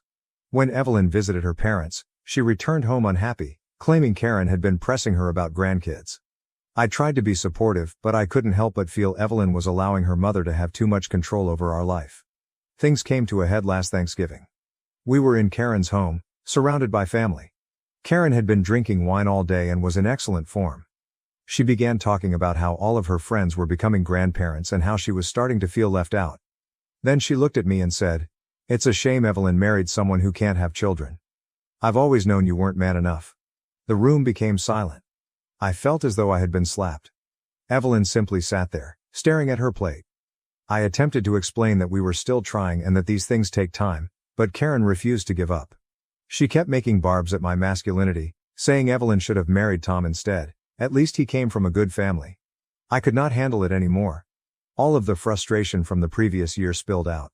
I stood up and informed everyone at the table that I was not the problem. My fertility tests had come back normal. Evelyn hadn't even bothered getting tested yet. The aftermath was unpleasant. Evelyn was furious with me for breaching her confidence, and Karen was on a rampage, calling me every term in the book. I left the house and spent the night at a motel, trying to figure out what went wrong. Evelyn remained unhappy when I returned home the next day. She accused me of embarrassing her in front of her relatives. I attempted to explain that I couldn't bear being blamed and chastised for something I didn't do, but she didn't listen. Things have remained tight ever since. Evelyn is still refusing to be tested and she is now giving me the cold shoulder. Karen has been phoning and messaging non-stop, asking that I apologize to Evelyn and her. I disabled her phone number, but she keeps finding new ways to bother me. I do not know what to do. I adore Evelyn, but I'm beginning to wonder if we want the same things in life. I feel as if I'm constantly walking on eggshells, trying not to offend her or arouse Karen's fury. To make matters more confusing, Evelyn's cousin Emma contacted me yesterday. Emma and I had always gotten along great. She's a few years younger than us and has always been the family's black sheep, opting to become a teacher rather than work in the family business like Evelyn. Emma claimed she overheard what occurred on Thanksgiving and wanted to make sure I was okay. We ended up speaking for hours. It was wonderful to have someone on my side for once, someone who understood how controlling Karen could be. Now I'm at a crossroads. Part of me wants to fight for my marriage, to show Evelyn how destructive her relationship with her mother is. But another part of me wonders if it's time to cut my losses. I'm 35 years old and wish to become a father. I don't want to wake up at 45, resentful and childless, resenting Evelyn for denying me the opportunity to start a family. I never imagined I would be in this position. Any advice would be greatly appreciated. Am I wrong for defending myself? Should I have remained silent and let Karen continue to berate me? How do I persuade Evelyn that her mother's behavior is harming our marriage? Update 1. It's been a month since my first post, and to say a lot has happened is an understatement. I would like to thank everyone for their advice and support. Your thoughts provided me with valuable perspective on my position. After reviewing your responses, I realized I needed to have a serious chat with Evelyn. I couldn't stay in this limbo, with unsaid tensions and resentments growing between us. I decided to take the day off work and asked Evelyn to do the same. I wanted us to have time to communicate without being distracted. That morning, I cooked Evelyn's favorite breakfast, blueberry pancakes with real maple syrup. When we initially got married, I used to do it every Sunday, but we eventually stopped finding time for those small gestures. As we sat at our kitchen table, with the familiar smell of pancakes in the air, I had a flicker of optimism that we might be able to reconnect. I began by apologizing for my outburst during Thanksgiving. I emphasized that, while I regretted how I handled the situation, I couldn't apologize for the feelings that drove it. I told Evelyn how wounded I was by her silence, how I felt unsupported and blamed for something I didn't do. To my amazement, Evelyn broke down. Through her sobs, she admitted that she had been tested months earlier and discovered that she had some fertility concerns. She was hesitant to tell me because she feared I would abandon her. She had kept this secret for months, leading me to believe she was simply procrastinating on the examinations. I was surprised and disappointed that she had withheld this from me, but I tried to be understanding. I asked her why she believed I'd leave her over this, and her response crushed my heart. She stated that her mother always emphasized that a woman's worth was determined by her capacity to have children. Karen had pounded it into Evelyn's head that if she couldn't give her husband children, he would eventually leave her for someone who could. It was like a light bulb went out in my head. Many of Evelyn's actions over the last year now made sense: her reluctance to take tests, her defensiveness whenever I mentioned children, her silence in the face of her mother's attacks on me. Everything stemmed from a deep-seated anxiety that she wasn't woman enough. We talked for hours that day, finally opening up to one another in a manner we hadn't in years. We agreed to begin couples counseling to improve our communication and assist Evelyn overcome some of the detrimental notions ingrained in her by her mother. We even began looking at adoption and IVF options, feeling like we were finally on the same page about our future. For a few weeks, things appeared to be improving. Our counseling sessions were going well, and Evelyn appeared more comfortable and happy than she had in months. We were reconnecting again, recovering the love that had been lost among the tension and bitterness. But then Karen became involved again. She somehow learned about Evelyn's fertility troubles. Evelyn's sister, who has always been a gossiper, may have leaked the information. Instead of being there for her kid during this tough time, Karen went on a tirade. She began calling me every day, leaving long rambling voicemails blaming me for freaking Evelyn out and giving her fertility difficulties. She'd say things such as, "If you were a real man, you'd have given her a baby by now." Adding, "I always knew you weren't good enough for her." I attempted to ban her number, but she simply used different phones to call. Then she began coming up at our house unannounced, requesting to talk with Evelyn alone. The first time it happened, I arrived home from work to find Evelyn crying on the couch, and Karen pacing around our living room, yelling about how we needed to try harder. How Evelyn wasn't doing enough to fix herself. I asked Evelyn to create boundaries with her mother, but she always found an excuse. "That's just how Mom is," she'd explain. "She's just worried about me."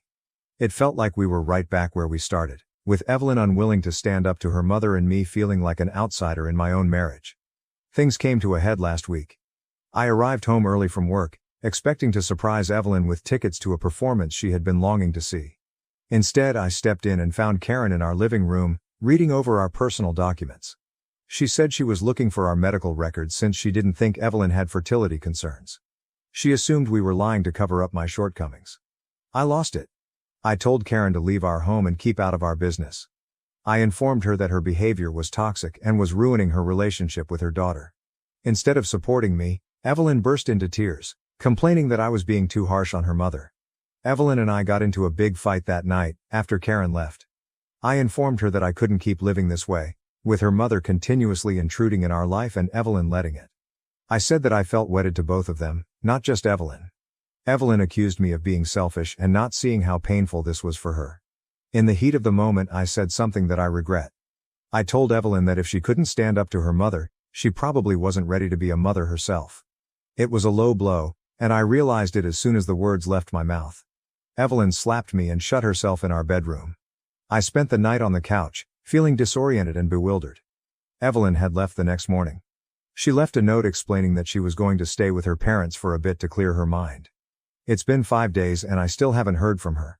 Karen, on the other hand, has been bombarding my phone with angry messages.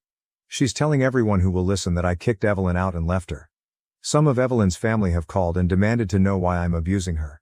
I feel as if I'm living in a warped other universe in which I'm the bad guy for desiring a healthy relationship with my wife. I'm at my wit's end. I love Evelyn, but I'm not sure I can keep going like this. Stress has an impact on my work.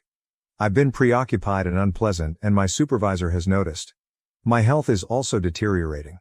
I've lost weight, am not sleeping well, and am continuously on edge. Emma has been a fantastic help throughout this. She's been checking in on me, bringing me meals, and listening when I need to scream. She knows family dynamics better than anyone because she grew up with them. She has told me stories of how they treated her when she opted to become a teacher rather than work in the family business. It has helped me better comprehend Evelyn's conduct, but it has also highlighted how deeply embedded these harmful behaviors are. I appreciate Emma's friendship, but I can't stop feeling bad about how close we've grown. There's nothing wrong going on, but I understand how it may appear to others, especially because Karen has painted me as the villain in all of this. I am considering asking Evelyn for a trial separation. I believe we both need some time to find out what we truly want and whether we can make this marriage work, but I'm afraid of what Karen will do if I offer it. I would not be surprised if she tried to turn the entire family against me. I never imagined I would be in this predicament. I've always felt that love was enough, that if you loved for someone you could overcome anything. Now I am not so sure. I feel like I'm drowning, and I'm not sure how to save myself, let alone my marriage. Any help on how to proceed would be greatly appreciated. How can I defend myself without fully burning bridges?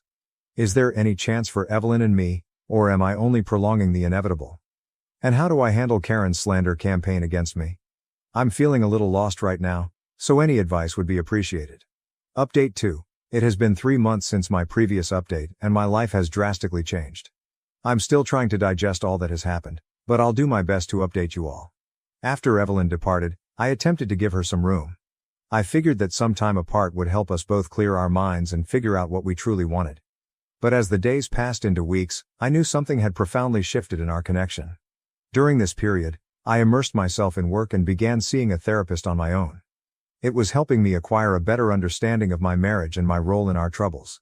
I discovered that, while Karen was a major issue, Evelyn and I had communication issues that existed prior to her meddling. Evelyn contacted me about a month after she had departed. She asked to meet at the cafe where we had our first date. I was optimistic that we could work things out, but that was swiftly dashed when I arrived at the cafe. Evelyn was already present, seated at our old favorite table by the window. She appeared worn and unhappy, but there was a determination in her eyes that I had never seen before. We ordered our normal drinks, a latte for her and a black coffee for me, and it seemed like old times.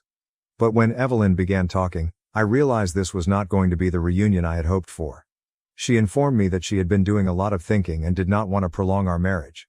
She stated that she believed we had different goals in life, and that the stress of the previous few months had demonstrated that we were incompatible. I was stunned.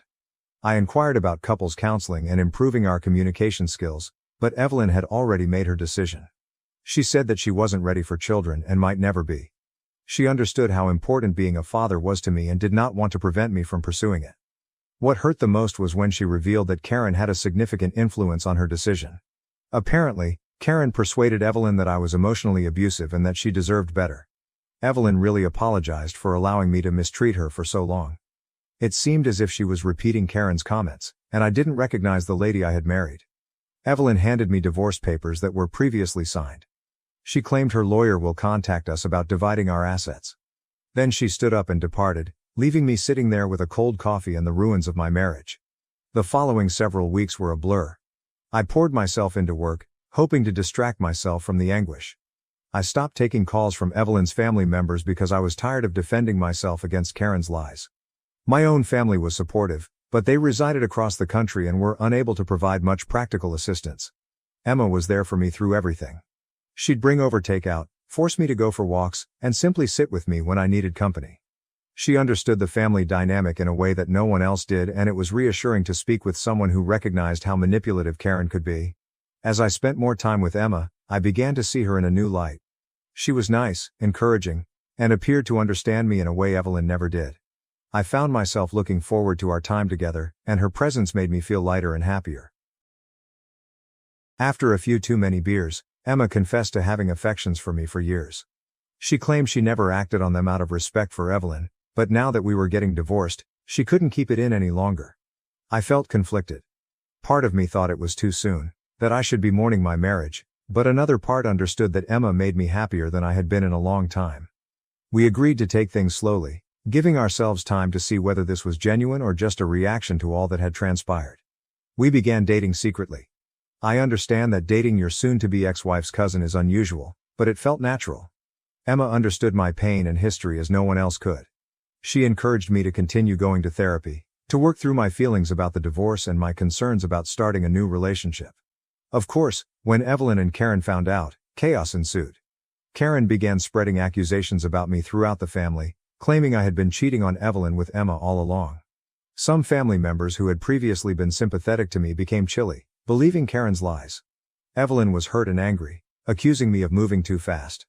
The irony of Evelyn being concerned about me moving on was not lost on me, given that she was the one who left and filed for divorce. But I had had enough of Karen and Evelyn controlling my life and happiness. I realize this update may make me sound like the evil guy, but I'm finally putting myself first. Emma and I are happy, and we are taking things one day at a time. The divorce is proceeding, and while it is difficult, I am feeling hopeful about the future for the first time in a long time. It's not the life I imagined for myself, but it might be the one I need. I'm learning to trust my own emotions and needs instead of continually attempting to please others. It is a work in progress, but I'm getting there. Update 3. It's been a year since my previous update, and it's been an eventful one. I couldn't have imagined where life would lead me, but I'm happier than I've been in a long time. The divorce was finalized 6 months ago. It was not easy. Karen attempted to fight it, claiming that I had been unfaithful during our marriage. Fortunately, my lawyer was able to refute these claims, and the judge saw through Karen's attempts to manipulate the proceedings. We eventually reached an agreement on a fair asset allocation, and I was able to keep the house. Emma and I are still together, and our bond has become even stronger. We moved in together 4 months ago, and it has been fantastic. She understands me in ways Evelyn never did, and we talk frankly about everything. We've had our hurdles, of course. Blending our lives hasn't always been easy, but we confront them all together. The biggest news, however, is Emma's pregnancy with twins. We found out a few months ago and are ecstatic. It's ironic given Evelyn's fertility issues, but I suppose life has a way of surprising you. We weren't actively attempting, but we weren't stopping it either. When Emma handed me the positive test, I felt a combination of delight, excitement, and dread that I had never felt before. We're renovating the spare room into a nursery, and Emma has been reading every parenting book she can find. I am worried about becoming a father, especially with twins, but I am also excited. Emma's quiet confidence is encouraging. She continues telling me that we'll figure things out together. When we told our relatives about our pregnancy, their emotions were diverse. Emma's parents were overjoyed, but Karen went crazy. She began spreading further tales, claiming Emma had abducted me from Evelyn and imprisoned me in a pregnancy. It is ludicrous, but some people appeared to believe her. Evelyn's reaction was surprising. She contacted me directly for the first time since our divorce. She congratulated us but simultaneously expressed her hurt. I understood her pain, and part of me felt guilty, but I also realized I couldn't live my life based on Evelyn's emotions any longer. We had a long, honest chat that provided us both with closure. She stated that she had been unduly influenced by her mother and regretted how our relationship had ended. The pregnancy announcement appeared to be a wake-up call for Evelyn. She eventually stood up to Karen, urging her not to spread lies about me and Emma. It was too little, too late for our relationship, but I still appreciated it. Evelyn and I aren't buddies, but we're getting along better than I imagined. Karen attempted to stir trouble one final time. She showed up unannounced at our house, asking to speak with Emma. She attempted to persuade Emma that I would desert her and the babies, just as I abandoned Evelyn. Emma, bless her heart, remained firm and urged Karen in no uncertain terms to get out of our lives. I am proud of Emma's handling of the matter. She's strong in a subtle way, always confident in herself and our relationship. It's a relief after years of walking on eggshells with Evelyn and Karen. As for me, I'm still in therapy, dealing with the difficulties from my marriage and preparing for fatherhood. I've reconnected with old pals who had drifted apart throughout my marriage, and I'm establishing a support network separate from Emma's family. Work is going great. I was promoted a few months back, which couldn't have happened at a better time given the infants on the way. Emma is taking a year off from teaching when the twins are born, and my increased pay will help us cover that. Looking back, everything has been a tumultuous ride. There were times when I believed my life was falling apart, but now I realize it was simply falling into place. Emma and I are thrilled to start our family, and I am looking forward to this new chapter in my life. I understand that this may not be the joyful ending that some people expected, but it is mine.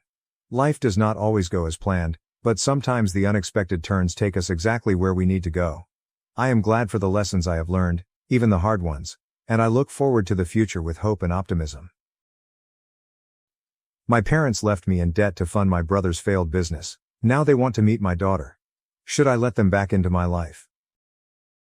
I never expected to be writing this, yet here I am, seeking help from strangers on the internet about my family situation.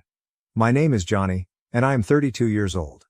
I've been estranged from my parents for over 8 years, and now they're attempting to re-establish contact. I'm not sure how to handle this, and I might really benefit from some outside advice. To comprehend my condition, you must first know about my childhood. I grew up in a little town in Ohio as the older of 2 sons. My younger brother, Bobby, 30M, was born when I was just 2 years old. Bobby was unquestionably the golden child. He was outgoing, athletic, and charming, all qualities that I lacked. I was more introverted and concentrated on academics. Our parents, particularly our father, were always more interested in Bobby's activities than mine. Dad was a former high school football standout who never completely recovered from his golden days. Bobby's passion in athletics thrilled Dad. He'd spend hours in the backyard teaching Bobby how to throw a perfect spiral, while I sat on the porch with my books. Mom wasn't as open about her preference, but it was still present. She'd swoon over Bobby's finger paintings and display them on the fridge, yet my report cards with straight A's were received with a simple, "Good job, Johnny." I recall a particularly terrible occurrence when I was 10. I won the school science fair with a project about renewable energy. I was so pleased to show my parents, but when I arrived home, they were too busy celebrating Bobby's selection to the junior football team to look at my blue ribbon. As we grew older, the partiality became more apparent. In high school, I immersed myself in my academics, joining both the debate team and the math club. I was determined to enroll in a good college and become a doctor. Bobby, on the other hand, got by on his charisma and physical abilities. He was the standout quarterback, courting cheerleaders and attending parties on weekends. I still recall the night of my high school graduation. I was valedictorian and had spent weeks preparing my speech. As I stood on the stage, I looked around the audience for my family. Dad was there, but he was occupied recording Bobby, who was having fun with his friends in the back row. Mom, at least, appeared to be paying attention, but I noticed her frequently looking over at Bobby. Even in my success, I felt as if I was still in my brother's shadow. When it came time for college, I was accepted to a prominent university on a partial scholarship. I was overjoyed, but it was short-lived. My parents sat me down and informed me they couldn't afford to help with my tuition. They claimed they had been saving for years, but unexpected bills had arisen, and they just did not have the funds. I was devastated and determined. I took out college loans, worked part-time jobs, and completed undergrad. It was challenging, but I felt pleased with myself for doing it on my own. I've worked as a teacher, a library assistant, and even spent the summer working night shifts at a 24-hour diner. I was so fatigued at times that I could barely keep my eyes open during lectures, but I persevered. Meanwhile, Bobby had determined that college was not for him. He worked at a neighborhood garage and spent his evenings drinking and partying. Our parents never expressed concern over his lack of direction. They'd just laugh and remark, "That's our Bobby, always living in the moment." Then, during my senior year, I learned the truth. Bobby, who had been working at the garage for a few years, abruptly announced that he was starting his own vehicle repair shop. To my surprise, our parents had handed him their entire savings, money they had told me did not exist, to launch his firm. I could not believe it. All those nights I'd spent worrying about my increasing student debt, all the times I'd had to choose between textbooks and proper meals, and they'd always had money. They just decided to give it to Bobby instead. When I challenged them about it, they attempted to defend their actions. They argued Bobby needed the money more because he didn't have a college degree, whereas I would be all right because I was intelligent and would earn a good living as a doctor someday. They didn't seem to understand or care about the tremendous debt I had incurred or the stress I was experiencing. That was the final straw for me. I completed my degree and was accepted into medical school, but I cut off practically all contact with my family. I only spoke with them around significant holidays, and even then, it was quick and perfunctory. I immersed myself in my studies, determined to excel despite their lack of support. During my second year of medical school, I met Donna. She was a talented, compassionate law student. For the first time, I felt truly recognized and valued for who I am. We began dating and she became my rock. She listened to me when I talked about my family troubles and never condemned me for choosing to distance myself from them. Following graduation, Donna and I married and relocated to Seattle for our respective residencies. We established a life together, away from my family and the agony of my past. 2 years ago we welcomed our daughter Lily into this world. Becoming a parent caused me to think about my own childhood, and I promised myself that Lily would always feel loved and supported, no matter what path she took in life. Fast forward to now. I'm a successful pediatrician. Donna is making waves at a well-known law firm, and Lily is a lively 2-year-old who keeps us on our toes. Life is nice, but I'm still saddened by my family's treachery. A few weeks ago I received a call from my mother. It was the first time we had spoken in months and I sensed something was amiss. She was in tears, explaining that Bobby's business had failed and that he had returned to live with them. Apparently, he had made some poor decisions, gotten into debt, and was now unemployed. My parents had to refinance their home to assist him out. They suddenly want to reconnect with me. They've been calling and texting, requesting to visit and see their grandchild. My father even sent me an email expressing his pride in my accomplishment and his desire to make amends. Part of me wants to give them a chance. After all, they are my parents, and I miss having a family. I think about Lily and worry if I'm robbing her of grandparents. However, another part of me is angry and upset. They seem to want me in their lives now since Bobby has disappointed them and they need someone to be proud of. I do not know what to do. Should I provide them another chance?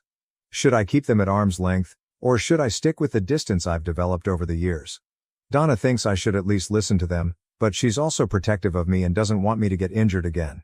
She has offered to be present when I speak with them as a buffer and support system.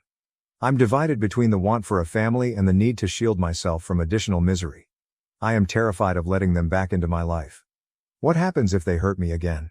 What happens if they try to use me as a financial safety net now that Bobby has fallen from grace? But then I look at Lily and wonder if I'm letting my past influence her future. Any advice is much appreciated. How can I deal with this scenario without being a doormat or allowing my anger to control me? How can I protect my own family while perhaps mending my ties with my parents? I feel like I'm at a crossroads, unsure which course to choose. Update 1. Thank you for your responses.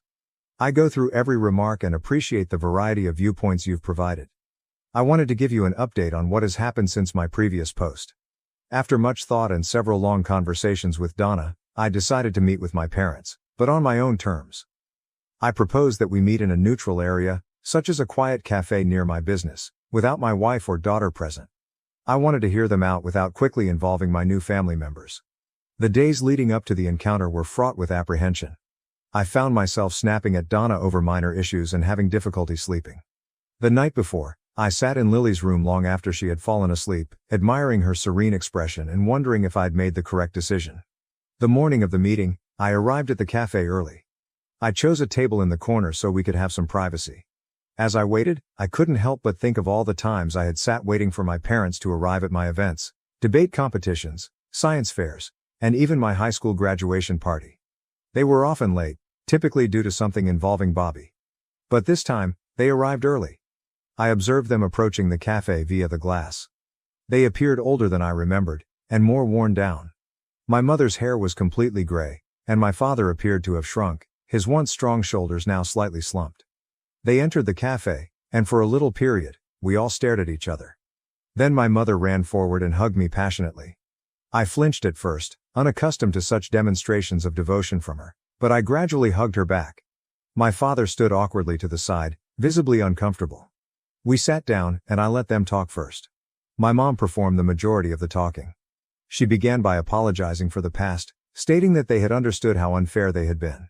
She expressed how proud they were of my accomplishments and how they regretted not helping me more. Then came the kicker. They stated that Bobby's situation had a role in their desire to reconcile.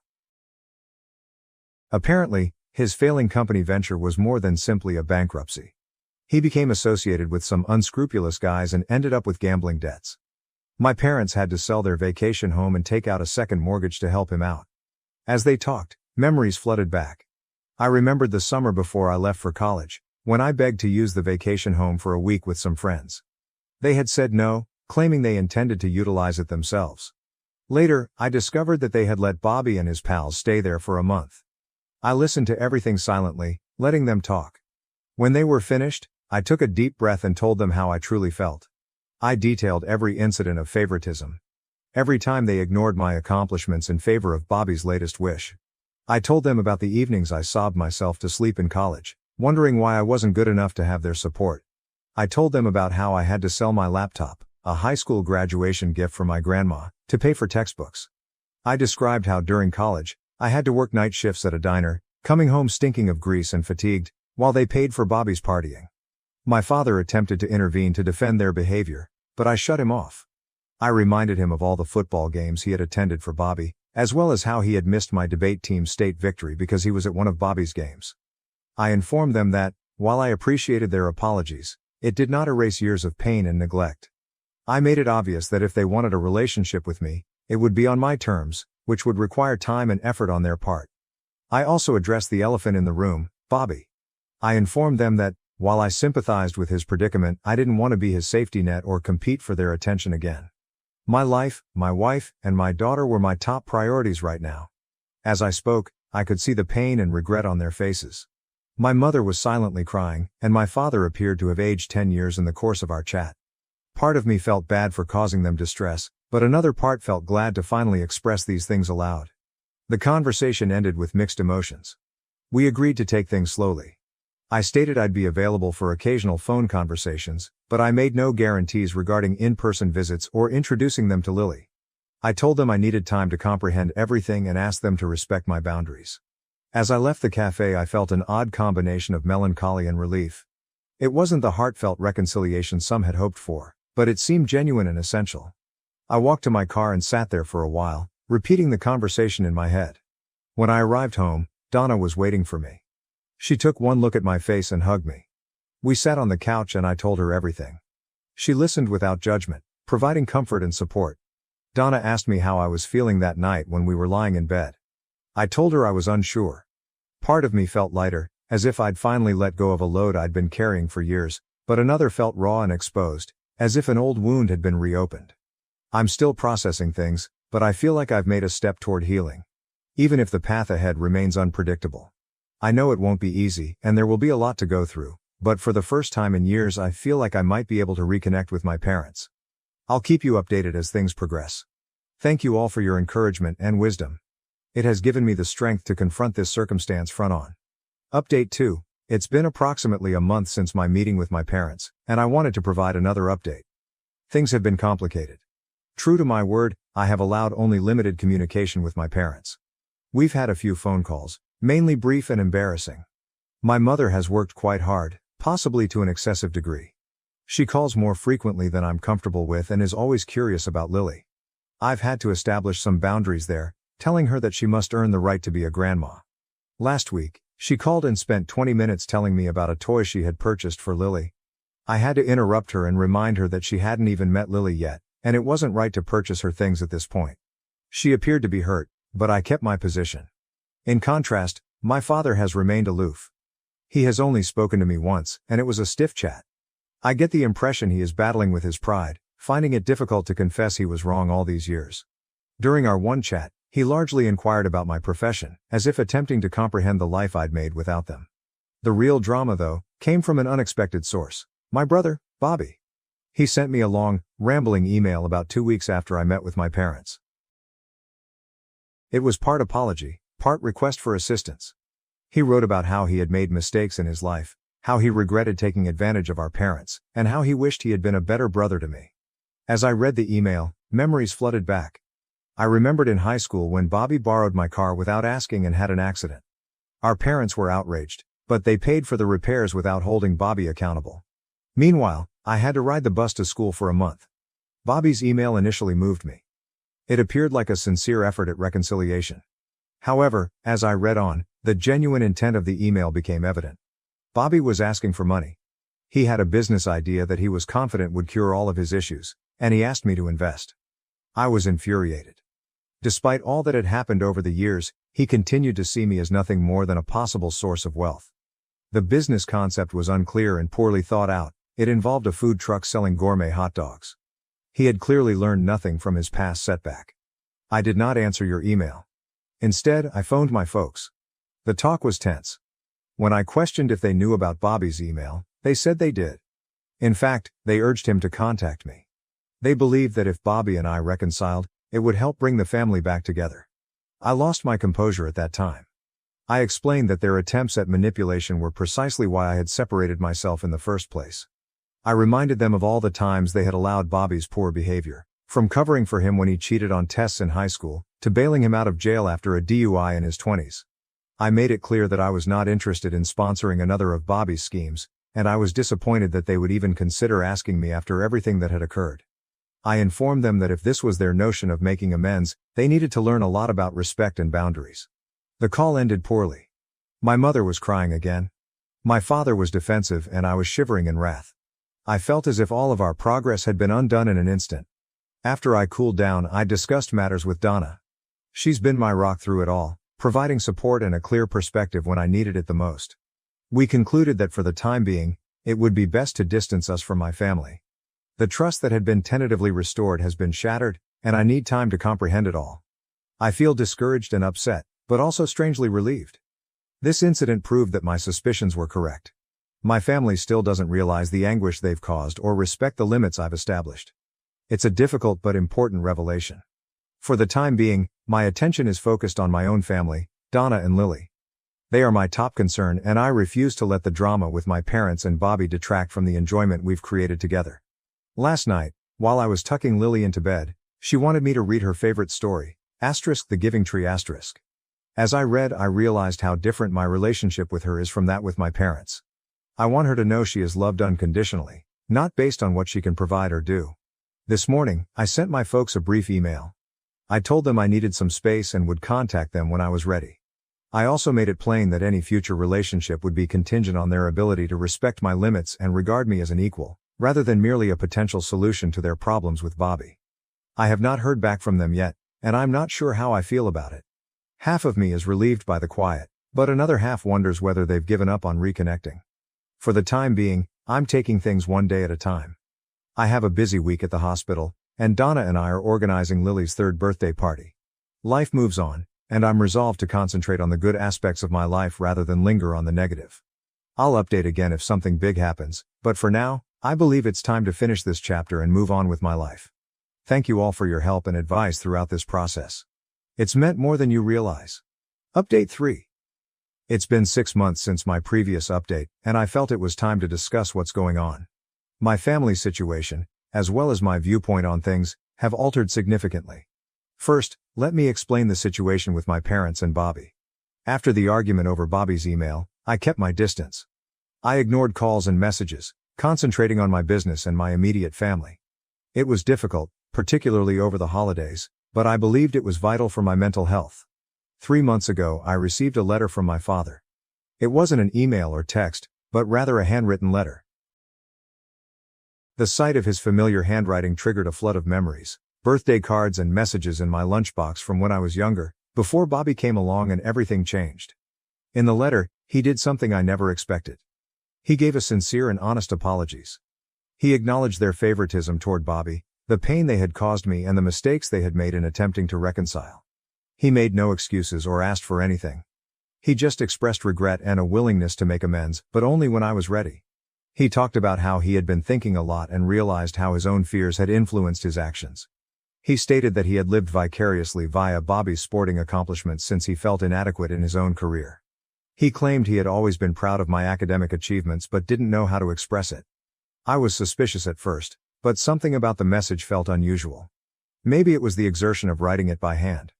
Or perhaps enough time had elapsed for genuine thinking. Regardless, it paved the path for cautious communication.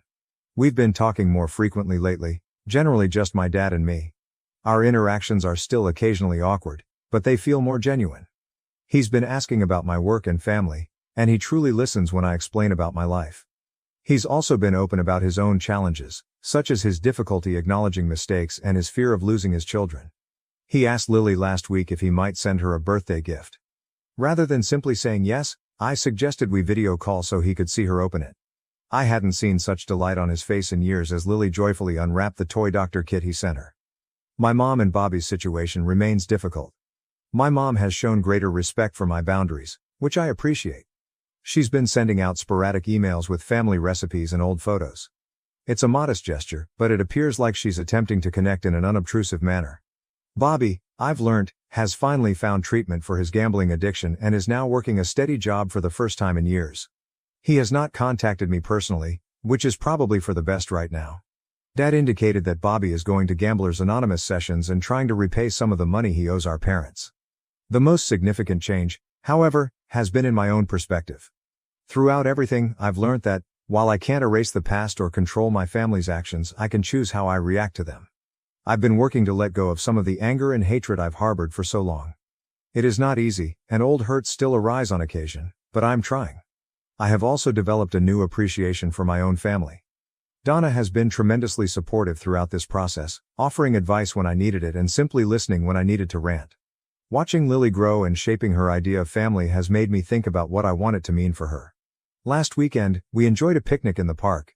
As I watched Donna push Lily on the swing, I felt a sense of calm I hadn't felt in a long time. I understood that no matter what happened to my parents or Bobby, I now have my own family, one based on love, trust, and mutual respect. For the time being, we are taking things day by day. I'm not rushing into anything, and I'm not closing any doors. My top priority is still my wife and daughter, but I'm cautiously enthusiastic about the possibility of healing some of the rifts with my parents. This path has been both painful and fascinating. I've learned a great deal about forgiveness, limits, and the complexity of family relationships. Whatever occurs next, I feel better prepared to deal with it. Thank you all for your help and advice throughout this process.